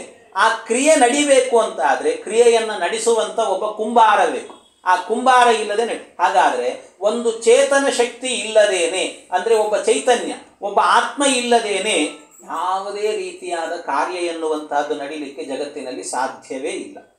ಒಂದು ವಸ್ತು ನಿರ್ಮಾಣ ಆಗಬೇಕು, ಒಂದು ಸಣ್ಣ ವಸ್ತು, ಯಾವುದಾದ್ರೂ ಒಂದು ಸಣ್ಣ ವಸ್ತು ಎನ್ನುವಂತಹದ್ದು ನಿರ್ಮಾಣ ಆಗಬೇಕು ಅಂತಾದರೂ ಕೂಡ ಅದರ ಹಿಂದೆ ಒಬ್ಬ ಕರ್ತೃ ಇಲ್ಲದೆ ನಿರ್ಮಾಣ ಆಗಲಿಕ್ಕೆ ಸಾಧ್ಯವೇ ಇಲ್ಲ. ಹಾಗಾಗಿ ಆ ಸಾಧ್ಯ ಇಲ್ಲ. ಆದ್ದರಿಂದಾಗಿ ಒಂದು ವಸ್ತು ನಿರ್ಮಾಣ ಆಗಲಿಕ್ಕೆ, ಒಂದು ಕಾರ್ಯ ಆಗಲಿಕ್ಕೆ ಒಂದು ಕಾರಣ ಎನ್ನುವಂತಹದ್ದು ಬೇಕೇ ಬೇಕು. ಅದಿಲ್ಲದೆ ಒಂದು ಮನೆ ನಿರ್ಮಾಣ ಆಗಬೇಕು ಅಂತಾದರೆ, ಮನೆ ನಿರ್ಮಾಣ ಆದ ನಂತರ ಫ್ಲೋರಿಂಗ್ ಆಗಬೇಕು ಅಂದರೆ, ಅದಕ್ಕೆ ಟೈಲ್ಸ್ ಹಾಕಬೇಕು ಅಂದರೆ ಅದಕ್ಕೆ ಸಂಬಂಧಪಟ್ಟಂಥ ವ್ಯಕ್ತಿ ಬೇಕು. ಪ್ರತಿಯೊಂದಕ್ಕೂ ಕೂಡ ಅದರ ಹಿಂದೆ ಒಬ್ಬ ಕಾರಣಕರ್ತೃವಾದಂಥ ಒಬ್ಬ ವ್ಯಕ್ತಿ ಇಲ್ಲದೇನೆ ಒಂದು ಕಾರ್ಯ ಎನ್ನುವಂಥದ್ದು ನಡೀಲಿಕ್ಕೆ ಸಾಧ್ಯ ಇಲ್ಲ. ಹಾಗೆ ಈ ಜಗತ್ತನ್ನು ನೋಡಿ. ಹಾಗಾದರೆ ಈ ಜಗತ್ತು ಎಲ್ಲಿ ನೀರಿರಬೇಕು, ಎಲ್ಲಿ ಕಾಡಿರಬೇಕು, ಎಲ್ಲಿ ನಾಡಿರಬೇಕು, ಎಲ್ಲಿ ಪ್ರಾಣಿಗಳು ವಾಸ ಮಾಡಬೇಕು, ಎಲ್ಲಿ ಮನುಷ್ಯರು ವಾಸ ಮಾಡಬೇಕು, ಇಷ್ಟು ಸುವ್ಯವಸ್ಥಿತವಾಗಿ ಈ ಪ್ರಪಂಚ ಎನ್ನುವಂಥದ್ದು ನಿರ್ಮಾಣವಾಗಿದೆ ಅಂತಾದರೆ, ಹಾಗಾದರೆ ಇದರ ಹಿಂದೆ ಒಬ್ಬ ಕರ್ತೃ ಇರಲೇಬೇಕಲ್ಲ. ಆ ಕರ್ತೃ ಯಾರು? ನಾನು ಅಂತ ಹೇಳಲಿಕ್ಕೆ ನನಗೆ ಆಗ್ತಾ ಇಲ್ಲ, ಯಾಕೆಂದರೆ ನನಗೆ ಆ ಶಕ್ತಿ ಇಲ್ಲ ಅಂತ ಗೊತ್ತಿದೆ. ಅಥವಾ ನಿಮ್ಮಲ್ಲಿ ಯಾರಾದರೂ ಕೂಡ ಇದೆಯಾ? ನಿಮಗೆ ನಾವು ಮಾಡಿದ್ದೇವೆ ಅನ್ನುವಂಥ ಭಾವ ಇದೆಯಾ? ನಿಮಗೂ ಇಲ್ಲ. ಹಾಗಾದರೆ ನಾವಲ್ಲ, ನೀವಲ್ಲ. ಹಾಗಾದರೆ ನಮ್ಮನ್ನು ಮೀರಿದ ಒಂದು ಶಕ್ತಿ, ಒಂದು ಚೈತನ್ಯ ಎನ್ನುವಂತಹದ್ದು ಇದೆ. ಆ ಚೈತನ್ಯ ಯಾರು ಅಂದರೆ ಅವನೇ ಭಗವಂತ, ಅವನೇ ಸರ್ವಕರ್ತ. ಅದರಿಂದಲೇ ಹೇಳಿದ್ದು ಜನ್ಮಾದ್ಯಸ್ಯ ಯತಃ, ಸಕಲ ಜಗಜ್ಜನ್ಮಾದಿ ಕಾರಣನಾದವನು ಭಗವಂತ ಅಂತ ಹೇಳ್ತಿದ್ದಾರೆ, ಪರಮಾತ್ಮ ಅಂತ ಹೇಳ್ತಿದ್ದಾರೆ. ಇದು ಭಗವಂತನ ಲಕ್ಷಣ ಅಂತ. ಇದು ಹೇಗೆ ಗೊತ್ತಾಗುತ್ತೆ ಅಂದರೆ, ಒಂದು ನಾವೇ ನಿಯಮ ಮಾಡಿಕೊಳ್ಬೇಕು, ಒಂದು ತರ್ಕದಿಂದ. ಅನ್ವಯಾತ್ ಅಂದರೆ ವೇದದಿಂದ ಗೊತ್ತಾಗುತ್ತೆ. ವೇದ ಹೇಳ್ತಾ ಇದೆ. ಯಾಕೆಂದ್ರೆ ವೇದದಲ್ಲಿ ಹೇಳಬೇಕಾದ್ರೆ ಯಥೋ ವಾ ಇಮಾನಿ ಭೂತಾನಿ ಜಾಯಂತೆ ಏನ ಜಾತಾನಿ ಜೀವಂತಿ ಯತ್ ಪ್ರಯಂತ್ಯಭಿಸಂವಿಶಂತೀತಿ ಎಲ್ಲ ಹೇಳುವಂತ. ಯಥೋ ವಾ ಇಮಾನಿ ಭೂತಾನಿ ಜಾಯಂತೆ, ಯತಃ ಜನ್ಮಾದ್ಯಸ್ಯ ಯತಃ ಅಂತ ಹೇಳಿದ್ರಲ್ಲ, ಯತಃ ಅನ್ನೋ ಶಬ್ದದಿಂದಲೇ ಹೇಳ್ತಾ ಇದ್ದಾರೆ. ಯಥೋ ವಾ ಇಮಾನಿ ಭೂತಾನಿ ಜಾಯಂತೆ, ಯಾರಿಂದ ಈ ಭೂತಾನಿ ಅಂದರೆ ಪ್ರಪಂಚದಲ್ಲಿರುವಂಥ ಎಲ್ಲ ಪ್ರಾಣಿಗಳು ಕೂಡ ಹುಟ್ಟುತ್ತವೆ. ಏನ ಜಾತಾನಿ ಜೀವಂತಿ, ಯಾರಿಂದ ಹುಟ್ಟಿದ್ದಂಥವುಗಳೆಲ್ಲವೂ ಕೂಡ ಬದುಕಲಿಕ್ಕೆ ಅಂದರೆ ಅವನ ಪಾಲನೆಗೆ ಒಳಪಟ್ಟಿದ್ದಾವೆ. ಹೀಗೆ ಎಲ್ಲವನ್ನು ಸಂಹಾರ ಮಾಡತಕ್ಕಂಥವನು, ಸೃಷ್ಟಿ ಮಾಡತಕ್ಕಂಥವನು, ಪಾಲನೆ ಮಾಡತಕ್ಕಂಥವನು ಭಗವಂತ ಅಂತ ಅನ್ವಯಾತು ವೇದದಿಂದ ತಿಳಿಯುತ್ತೆ. ಆದ್ದರಿಂದಾಗಿ ಅನ್ವಯಾತ್ ಅಂದರೆ ಭಗವಂತ ಜಗಜ್ಜನ್ಮಾದಿ ಕಾರಣನಾಗಿದ್ದಾನೆ, ಸೃಷ್ಟಿಕರ್ತನಾಗಿದ್ದಾನೆ ಎಂಬ ಸಂಗತಿ ನಮಗೆ ವೇದದಿಂದ ಗೊತ್ತಾಗುತ್ತೆ. ಅನ್ವಯಾತ್ ಅಂತ. ಅಷ್ಟೇನಾ ಅಂದರೆ ಅಷ್ಟೇ ಅಲ್ಲ, ಇತರತಶ್ಚ ಯುಕ್ತಿಯಿಂದಲೂ ಗೊತ್ತಾಗುತ್ತೆ ಅಂತ ಇಲ್ಲಿ ತನಕ ಹೇಳಿದೆ ಯುಕ್ತಿಯನ್ನು. ಇತರತಶ್ಚ ಅಂತ ಹೇಳಿದರೆ ತರ್ಕದಿಂದಲೂ ಕೂಡ ತಿಳ್ಕೊಳ್ಬೇಕು ಅಂತ ಹೇಳ್ತಾರೆ. ತರ್ಕದಿಂದ ಒಂದು ಕೂಸಿದೆ, ಒಂದು ಮಗು ಇದೆ. ಆ ಮಗು ಎನ್ನುವಂತಹದ್ದು ಎದರಲ್ಲಿ ಓಡಾಡ್ತಾ ಇದೆ. ಮಗು ಎದರಲ್ಲಿ ಓಡಾಡ್ತಾ ಇದೆ ಅಂತ ಆದರೆ ಮಗು ಮಾತ್ರ ಕಾಣಿಸ್ತಾ ಇದೆ, ಬೇರೆ ಯಾರೂ ಕಾಣಿಸ್ತಾ ಇಲ್ಲ ಅಂತಂದ ಮಾತ್ರಕ್ಕೆ ಅದಕ್ಕೆ ತಂದೆ ತಾಯಿ ಇಲ್ಲ ಅಂತ ಅರ್ಥವೇ? ಹಾಗಲ್ಲ. ಮತ್ತೇನು ಅಂದರೆ ಅದಕ್ಕೊಬ್ಬ ತಂದೆ. ಯಾಕೆಂದ್ರೆ ಒಂದು ಮಗು ಇದೆ ಅಂದ ಮೇಲೆ ಆ ಮಗುವಿಗೆ ಒಬ್ಬ ತಂದೆ, ಒಬ್ಬ ತಾಯಿ ಇರಲೇಬೇಕು. ಇಲ್ಲದೆ ಒಂದು ಮಗು ಇರಲಿಕ್ಕೆ ಸಾಧ್ಯ ಇಲ್ಲ. ಹೇಗೋ ಅದೇ ರೀತಿಯಾಗಿ ಸುವ್ಯವಸ್ಥಿತವಾದ ಈ ಪ್ರಪಂಚ ಎನ್ನುವಂತಹದ್ದು ನಡ್ಕೊಂಡು ಹೋಗ್ತಾ ಇದೆ ಅಂದರೆ ಕಾಲ ಕಾಲಕ್ಕೆ ಸೂರ್ಯ ಎನ್ನುವನು ಹುಟ್ಟುತ್ತಾ ಇದ್ದಾನೆ, ಸೂರ್ಯ ಮುಳುಗುತ್ತಾ ಇದ್ದಾನೆ, ಹಗಲಾಗ್ತಾ ಇದೆ, ರಾತ್ರಿ ಆಗ್ತಾ ಇದೆ, ಗಾಳಿ ಬೀಸ್ತಾ ಇದೆ, ನೀರು ಹರಿತಾ ಇದೆ, ಎಲ್ಲವೂ ನಡೀತಾ ಇದೆ ಅಂತ ಆದರೆ ಇದರ ಹಿಂದೆ ಒಬ್ಬ ಯಾರೋ ಇರಲೇಬೇಕು. ಹಾಗಾಗಿ ಅವನೇ ಭಗವಂತ ಅಂತ. ಇತರತಶ್ಚ ತರ್ಕದಿಂದಲೂ ಕೂಡ ನಾವು ಇದನ್ನು ನಿಶ್ಚಯ ಮಾಡಿಕೊಳ್ಳಬೇಕು ಅಂತ ಹೇಳ್ತಾರೆ. ಇತರತಶ್ಚ ಆ ಭಗವಂತ ಏನಾಗಿದ್ದಾನೆ ಅಂದರೆ ಇದರಿಂದಾಗಿ ಒಂದು ಲಕ್ಷಣ ಹೇಳಿದರು ಪರಮಾತ್ಮನದ್ದು. ಸಕಲ ಜಗಜ್ಜನ್ಮಾದಿ ಕಾರಣ ಸರ್ವಕರ್ತ ಅಂತ ಅವನಿಗೆ ಲಕ್ಷಣವನ್ನು ಹೇಳಿದರು.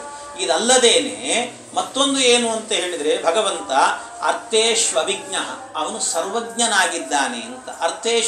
ಇಂಥ ಪ್ರಪಂಚವನ್ನು ಸೃಷ್ಟಿ ಮಾಡಿದ್ದಾನಲ್ಲ, ಅವನಿಗೇನಾದರೂ ತಿಳುವಳಿಕೆ ಇದೆಯಾ ಅಂದರೆ ಅರ್ಥೇಶು ಅವಿಜ್ಞ. ಅವನು ದೊಡ್ಡ ಇಂಜಿನಿಯರ್ ಅವನು ಪರಮಾತ್ಮ.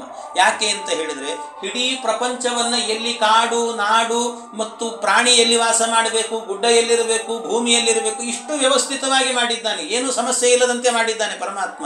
ಹಾಗಾಗಿ ಅವನೇನಾಗಿದ್ದಾನೆ ಅಂದರೆ ಅರ್ಥೇಶು ಅಭಿಜ್ಞ ಪರಮಾತ್ಮ ಅಂಥವನು ಭಗವಂತ ಅಂತ. ಅಷ್ಟೇ ಅಲ್ಲ, ಸ್ವರಾಟ್ ಅಲ್ಲ, ಇದನ್ನು ನಿರ್ಮಾಣ ಮಾಡ್ತಾನಲ್ಲ ಪರಮಾತ್ಮ. ಇದನ್ನು ನಿರ್ಮಾಣ ಮಾಡುವಾಗ ಯಾರ ಸಹಾಯ ತಗೊಳ್ತಾನೆ? ಬೇರೆ ಇಂಜಿನಿಯರ್ಗಳೆಲ್ಲರೂ ಕೂಡ ಏನು ಮಾಡಬೇಕಾಗತ್ತೆ? ಏನೇ ಒಂದು ಹೌಸ್, ಒಂದು ಮನೆಯನ್ನು ನಿರ್ಮಾಣ ಮಾಡಬೇಕು ಅಂತ ಆದರೆ ಗೌಂಡಿ ಬೇಕು, ಒಬ್ಬ ಪ್ಲಂಬರ್ ಬೇಕು, ಅದಕ್ಕೊಬ್ಬ ಎಲೆಕ್ಟ್ರಿಷಿಯನ್ ಬೇಕು, ಎಲ್ಲರೂ ಬೇಕು. ಸಹಾಯಕರಿಲ್ಲದೆ ನಡೀಲಿಕ್ಕೆ ಸಾಧ್ಯ ಇಲ್ಲ. ಆದರೆ ಭಗವಂತ ಸರ್ವತಂತ್ರ ಸ್ವತಂತ್ರ, ಅವನಿಗೆ ಯಾರ ಅಪೇಕ್ಷೆಯೂ ಕೂಡ ಇಲ್ಲ. ಸ್ವರಾಟ್ ಪರಮಾತ್ಮ ತಾನೇ ಎಲ್ಲವನ್ನೂ ಕೂಡ ಸೃಷ್ಟಿ ಮಾಡುವ ಸಾಮರ್ಥ್ಯ ಎನ್ನುವಂತಹದ್ದು ಪರಮಾತ್ಮನಿಗಿದೆ. ಆದ್ದರಿಂದಾಗಿ ಸ್ವರಾಟ್ ಅಂತ ಹೇಳಿದರು ಭಗವಂತನಿಗೆ.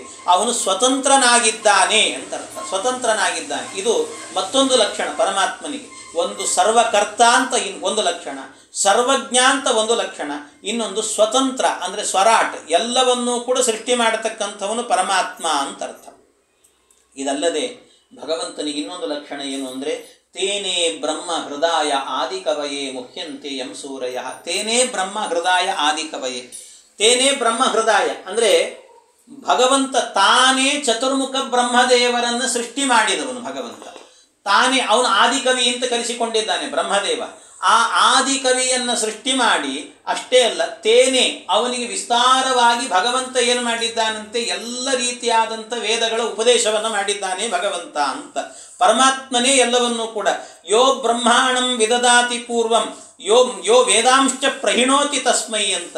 ಅಂದರೆ ಭಗವಂತನೇ ತಾನೇ ಬ್ರಹ್ಮದೇವರನ್ನು ಸೃಷ್ಟಿ ಮಾಡಿ ಅವನೇ ಅವನಿಗೆ ಜ್ಞಾನೋಪದೇಶವನ್ನು ಕೂಡ ಮಾಡಿದ್ದಾನೆ. ಹಾಗಾಗಿ ಏನು ಭಗವಂತ ಇದ್ದಾನಲ್ಲ ಅವನು ಜ್ಞಾನೋಪದೇಶಕ ಗುರು ಅಂತ ಅರ್ಥ. ಇನ್ನೊಂದು ಲಕ್ಷಣ ಎಲ್ಲ ಜ್ಞಾನವನ್ನು ಉಪದೇಶ ಮಾಡುವಂಥ ಗುರುವಾಗಿದ್ದಾನೆ ಪರಮಾತ್ಮ ಅಂತ ಅರ್ಥ. ಇನ್ನು ಅಷ್ಟೇನಾ ಅಂದರೆ ಮುಹ್ಯಂತಿ ಯಂ ಸೂರಯ, ಭಗವಂತನನ್ನು ನಾವು ಅರ್ಥ ಮಾಡಿಕೊಳ್ಳಿಕ್ಕೆ ಸಾಧ್ಯ ಇಲ್ಲ ದೇವರನ್ನು. ಯಾಕೆಂದರೆ ಮುಹ್ಯಂತಿ ಯಂ ಸೂರಯ ಅಂದರೆ ಅರ್ಥ ಮಾಡಿಕೊಳ್ಳಿಕ್ಕೆ ಸಾಧ್ಯ ಇಲ್ಲ ಅಂದರೆ ಅವನನ್ನು ಅಷ್ಟು ಸುಲಭವಾಗಿ ತಿಳಿಲಿಕ್ಕೆ ಸಾಧ್ಯ ಇಲ್ಲ. ಬೇರೆಯವರು ನಮಗೆ ಅರ್ಥ ಆಗಲ್ಲ. ಈ ಕೆಲವೆಲ್ಲ ಭೂತ ಗೀತ ಅಂತೆಲ್ಲ ಇರ್ತವೆ. ನಮ್ಮ ಉಡುಪಿ ಕಡೆಗೆ ಬಂದರೆ ಭೂತ ಬಲಿ ಅವು ಇವು ಅಂತ ಜಾಸ್ತಿ ಇರ್ತದೆ. ಡಕ್ಕೆ ಬಲಿ, ಭೂತ ಬಲಿ ಅಂತೆಲ್ಲ ಹೇಳ್ತಾರೆ. ಹಾಗೆ ಅವುಗಳಿಗೆಲ್ಲ ಏನು ಅಂತಂದರೆ ಒಂದಷ್ಟು ಬಲಿ ಕೊಟ್ಟಿವಿ ಅಂತ ಆದರೆ ಆ ಬಲಿಗೆ ಒಲ್ದು ಬಿಡ್ತಾರೆ, ತಮ್ಮನ್ನು ತಾವು ತೋರಿಸಿಕೊಡುತ್ತಾರೆ. ಆದರೆ ಭಗವಂತ ಬಲಿಗೆ ಒಲಿಯುವವನಲ್ಲ, ಅವನು ಭಕ್ತಿಗೆ ಒಲಿಯುವವನು ಅಂತ ಹೇಳಿ. ಮುಹ್ಯಂತಿ ಯಂ ಸೂರಯ, ಭಕ್ತಿಗೆ ಮಾತ್ರ ಒಲಿತಾನಂತೆ ಪರಮಾತ್ಮ, ಮತ್ತೆ ಯಾರಿಗೆ? ಯಾಕೆಂದರೆ ಅವನನ್ನು ಜ್ಞಾನಿಗಳು ಅರ್ಥ ಮಾಡಿಕೊಳ್ಳಿಕ್ಕೆ ಸಾಧ್ಯ ಇಲ್ಲಪ್ಪ ದೇವರನ್ನು. ಹೇಗೆ ಅರ್ಥ ಮಾಡ್ಕೊಳ್ತೀರಿ ಹೇಳಿ ದೇವರನ್ನು? ಏನು ಅಂತ ಅರ್ಥ ಮಾಡ್ಕೊಳ್ತೀರಿ?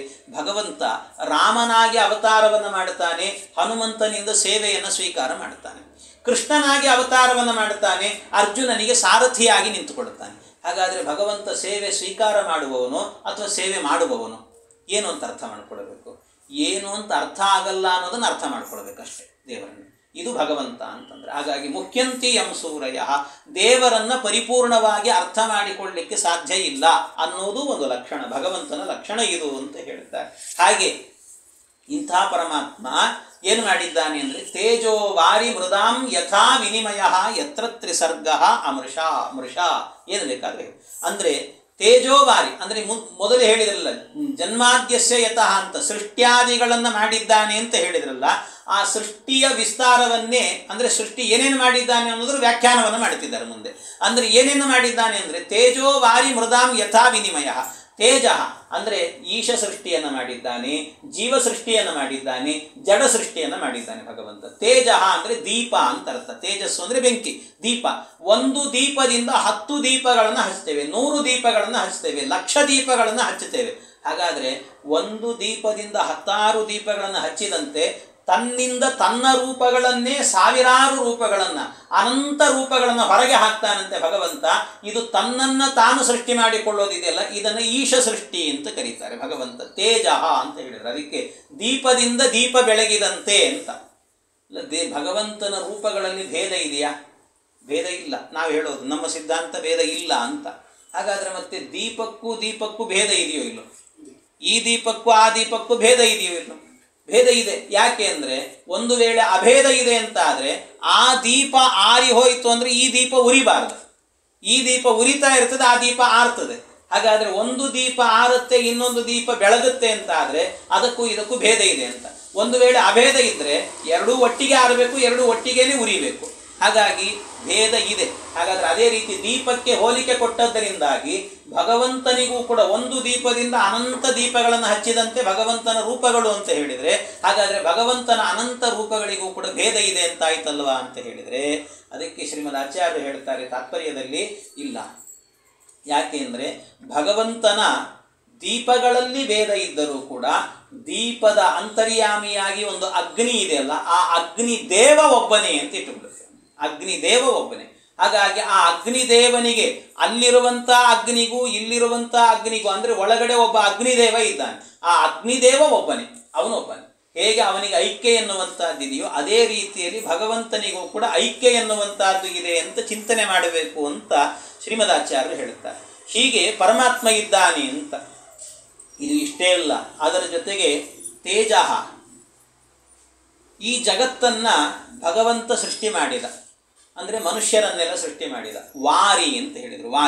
ವಾರಿ ಅಂದರೆ ನೀರು ಅಂತ ಅರ್ಥ. ನೀರು ಅಂದರೆ ಅದೊಂದು ದೃಷ್ಟಾಂತವನ್ನು ಕೊಟ್ಟದ್ದು. ಹೇಗೆ ಮನುಷ್ಯರನ್ನು ಸೃಷ್ಟಿ ಮಾಡುತ್ತಾನೆ, ಜೀವರನ್ನು ಅಂದರೆ ಭಗವಂತ. ನೀರು ಇದ್ದಾಗ ನೀರಿನಲ್ಲಿ ಬಗ್ಗಿ ನೋಡಿದರೆ ನಮಗೇನು ಕಾಣಿಸುತ್ತೆ? ನಮ್ಮ ಮುಖ ನಮಗೆ ಕಾಣಿಸುತ್ತೆ. ಅಂದರೆ ಇದು ಮುಖ ಅಂದರೆ ಬಿಂಬ, ಒಳಗೆ ಕಾಣುವುದು ಪ್ರತಿಬಿಂಬ ಅಂತ ಹೇಳ್ತಾರೆ. ಹಾಗಾಗಿ ಬಿಂಬ ಮತ್ತು ಪ್ರತಿಬಿಂಬ ಅಂತ. ಬಿಂಬ ಪ್ರತಿಬಿಂಬ ಎನ್ನುವಂಥದ್ದು ಇದೆಯಲ್ಲ, ಇವೆರಡಕ್ಕೂ ಭೇದ ಇದೆ. ಹಾಗೆ ಭಗವಂತನೂ ಕೂಡ ನಮ್ಮನ್ನು ಸೃಷ್ಟಿ ಮಾಡುವಾಗ, ಜೀವರನ್ನು ಸೃಷ್ಟಿ ಮಾಡುವಾಗ ಬಿಂಬ ಪ್ರತಿಬಿಂಬ ಭಾವದಿಂದ ಎಲ್ಲ ಜಗತ್ತನ್ನು ಕೂಡ ಸೃಷ್ಟಿ ಮಾಡುತ್ತಾನೆ ಪರಮಾತ್ಮ ಜೀವರನ್ನು. ಬಿಂಬೋಸಿ ಪ್ರತಿಬಿಂಬೋಸ್ಮಿ ತವ ಯದ್ಯಪಿ ಚಾಂತರಂ ಅಂತ ಈ ನಾರಾಯಣ ಅಷ್ಟಾಕ್ಷರಿಯ ಧ್ಯಾನ ಶ್ಲೋಕದಲ್ಲಿ ಹೇಳುತ್ತೇವೆ. ಹಾಗಾಗಿ ಭಗವಂತ ಬಿಂಬ, ನಾವೆಲ್ಲ ಪ್ರತಿಬಿಂಬರು ಅನ್ನುವ ಭಾವದಿಂದ ಜೀವರನ್ನು ಸೃಷ್ಟಿ ಮಾಡಿದ್ದಾನೆ. ಅಂದರೆ ಬಿಂಬದ ಅಧೀನವಾಗಿ ಪ್ರತಿಬಿಂಬ ಎನ್ನುವಂಥದ್ದಿರುತ್ತೆ. ನಾವು ಕನ್ನಡಿಯಲ್ಲಿ ಮುಖ ನೋಡಿಕೊಂಡಾಗ ಕನ್ನಡಿಯಲ್ಲಿ ಕಾಣುವುದು ಪ್ರತಿಬಿಂಬ. ಹಾಗಾದರೆ ಆ ಪ್ರತಿಬಿಂಬ ನಮ್ಮ ಅಧೀನ. ಯಾಕೆಂದರೆ ಬಿಂಬದ ಅಧೀನ. ನಾವು ಕೈ ಎತ್ತಿದ್ರೆ ಅಲ್ಲಿ ಕೈ ಎತ್ತುತ್ತೆ, ನಾವು ಕೈ ಕೆಳಗಿಳಿಸಿದ್ರೆ ಅದು ಕೆಳಗಿಳಿಯುತ್ತೆ. ಅಂದರೆ ಹಾಗೆ ಭಗವಂತ ಬಿಂಬ, ನಾವು ಪ್ರತಿಬಿಂಬ. ಅಂದರೆ ಅವನು ಆಡಿಸಿದಂತೆ ನಾವು ಆಡ್ತೇವೆ ಅಂತ, ನಾವು ಸ್ವತಂತ್ರರಲ್ಲ ಅಂತ ಅರ್ಥ. ಹೀಗೆ ವಾರಿ ಅನ್ನೋದರ ಮೂಲಕವಾಗಿ ಬಿಂಬ ಪ್ರತಿಬಿಂಬ ಭಾವದಿಂದಾಗಿ ಅಸ್ವತಂತ್ರರಾಗಿರುವಂಥ ಜೀವರನ್ನು ಸೃಷ್ಟಿ ಮಾಡಿದ್ದಾನೆ ಭಗವಂತ ಅಂತ ಅರ್ಥ ಮಾಡಿಕೊಳ್ಬೇಕು. ಇನ್ನಷ್ಟೇ ಅಲ್ಲ, ಮೃತ್ ಅಂತ ಹೇಳಿದರೆ ಮೂಲ ಪ್ರಕೃತಿಯಿಂದಲೇ ಜಗತ್ತನ್ನು ಸೃಷ್ಟಿ ಮಾಡಿದ್ದಾನೆ. ಹೇಗೆ ಮಣ್ಣೇ ಮಡಿಕೆ ಆಗುತ್ತೆ, ಆ ಮಣ್ಣು ಮಡಿಕೆ ಆಗಬೇಕಾದ್ರೆ, ಅಂದರೆ ಒಂದು ಕಾರ್ಯ ಎನ್ನುವುದಾಗಬೇಕಾದ್ರೆ ಎರಡು ಕಾರಣ ಎನ್ನುವಂಥದ್ದು ಬೇಕು. ಒಂದು ನಿಮಿತ್ತ ಕಾರಣ, ಇನ್ನೊಂದು ಉಪಾದಾನ ಕಾರಣ ಅಂತ ಹೇಳ್ತಾರೆ. ನಿಮಿತ್ತ ಕಾರಣ, ಉಪಾದಾನ ಕಾರಣ. ಉಪಾದಾನ ಕಾರಣ ಅಂದರೆ ಏನು ವಸ್ತು ಇರುತ್ತೆ ಅದೇ ಇನ್ನೊಂದು ಆಕಾರವನ್ನು ಪಡೆಯೋದು ಅಂತ ಅರ್ಥ. ಮಣ್ಣು ಗಜಿಬಿಜಿ ಆಗಿತ್ತು, ಅದಕ್ಕೆ ಒಂದು ರೂಪವನ್ನು ಕೊಟ್ಟರೆ ಮಡಿಕೆ ಆಗತ್ತೆ. ಹಾಗೆ ಅಂದರೆ ಮಣ್ಣೇ ಮಡಿಕೆ ಆದದ್ದು. ಆದರೆ ಮಡಿಕೆ ಆಗಬೇಕಾದ್ರೆ ನಿಮಿತ್ತ ಕಾರಣ ಯಾರು ಅಂತ ಹೇಳಿದರೆ ಕುಂಬಾರ. ಅವನಿಲ್ಲದೆ ಅದಾಗಲಿಕ್ಕೆ ಸಾಧ್ಯ ಇಲ್ಲ.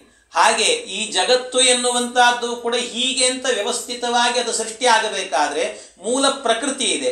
ಆ ಪ್ರಕೃತಿಯನ್ನು ಚೆನ್ನಾಗಿ ಹೀಗೆ ಆಗಬೇಕು ಅಂತ ಸೃಷ್ಟಿ ಮಾಡಿದಂಥ ಪ್ರಕೃತಿ ಎನ್ನುವಂಥದ್ದು ಉಪಾದಾನ ಕಾರಣ. ಅದಕ್ಕೆ ನಿಮಿತ್ತ ಕಾರಣ ಯಾರು ಅಂದರೆ ಭಗವಂತ ಅಂತ, ಪರಮಾತ್ಮ. ಆ ಭಗವಂತನಿಂದಲೇನೆ ಈ ಜಗತ್ತು ಎನ್ನುವಂಥದ್ದು ಸೃಷ್ಟಿಯಾಗಿದೆ. ಹೀಗೆ ತೇಜೋ ವಾರಿ ಮೃದಾಂ ಅಂದರೆ ಈಶ ಸೃಷ್ಟಿ, ಜೀವ ಸೃಷ್ಟಿ, ಜಡ ಸೃಷ್ಟಿ. ಯತ್ರ ತ್ರಿಸರ್ಗ, ಈ ಮೂರು ವಿಧವಾದಂಥ ಏನು ಸೃಷ್ಟಿ ಇದೆಯಲ್ಲ ಇದು ಮೃಷ ಅಂತ ಹೇಳಿದರೆ ಸಂಸ್ಕೃತದಲ್ಲಿ ಒಂದು ಸುಳ್ಳು ಅಂತ ಅರ್ಥ ಇದೆ, ಇನ್ನೊಂದು ವ್ಯರ್ಥ ಅನ್ನುವಂಥ ಅರ್ಥ ಇದೆ ಇಲ್ಲಿ. ಆದರೆ ಇಲ್ಲಿ ಮೃಷ ಅನ್ನುವ ಶಬ್ದಕ್ಕೆ ವ್ಯರ್ಥ ಅಂತ ಅರ್ಥ. ಅಂದರೆ ವ್ಯರ್ಥ ಅನ್ನೋದಕ್ಕೆ ಅರ್ಥ ಏನಂದರೆ ಮೂರು ವಿಧವಾದಂಥ ಸೃಷ್ಟಿ ಏನಿದೆಯಲ್ಲ, ಯತ್ರ ತ್ರಿಸರ್ಗ, ಯತ್ರ ಅಂತ ಹೇಳಿದರೆ ಭಗವಂತನ ವಿಷಯದಲ್ಲಿ, ಭಗವಂತನಿಗೆ ಈ ಸೃಷ್ಟಿ ಅನ್ನುವಂಥದ್ದು ವ್ಯರ್ಥ. ಅವನಿಗೇನು ಆಗಬೇಕಾಗಿಲ್ಲ ಇದರಿಂದ ಅಂತ ಅರ್ಥ.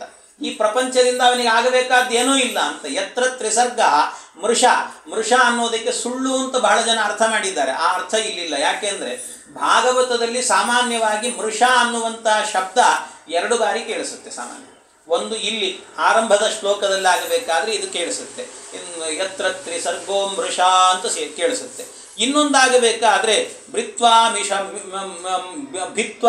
ಮೃಷಾಶ್ರುಹು, ಅಲ್ಲಿ ಭಿತ್ವಾ ಮೃಷಾಶ್ರುಹು ಅಂತ ಕೃಷ್ಣ ಬೆಣ್ಣೆಯನ್ನು ಕದ್ದಾಗ ಯಶೋದೆ ಬಂದು ಜೋರು ಮಾಡಿದಾಗ ಮೃಷಾಶ್ರುಹು ಭಿತ್ವ ಅಂದರೆ ತನ್ನ ಕಣ್ಣನ್ನು ಸೀಳಿಕೊಂಡು ಮೃಷಾಶ್ರುಹು, ಅಶ್ರು ಅಂದರೆ ಕಣ್ಣೀರು ಅಂತ. ಕಣ್ಣೀರು ಎಂಥ ಕಣ್ಣೀರು ಅಂದರೆ ಮೃಷಾಶ್ರುಹು ಅಂತ.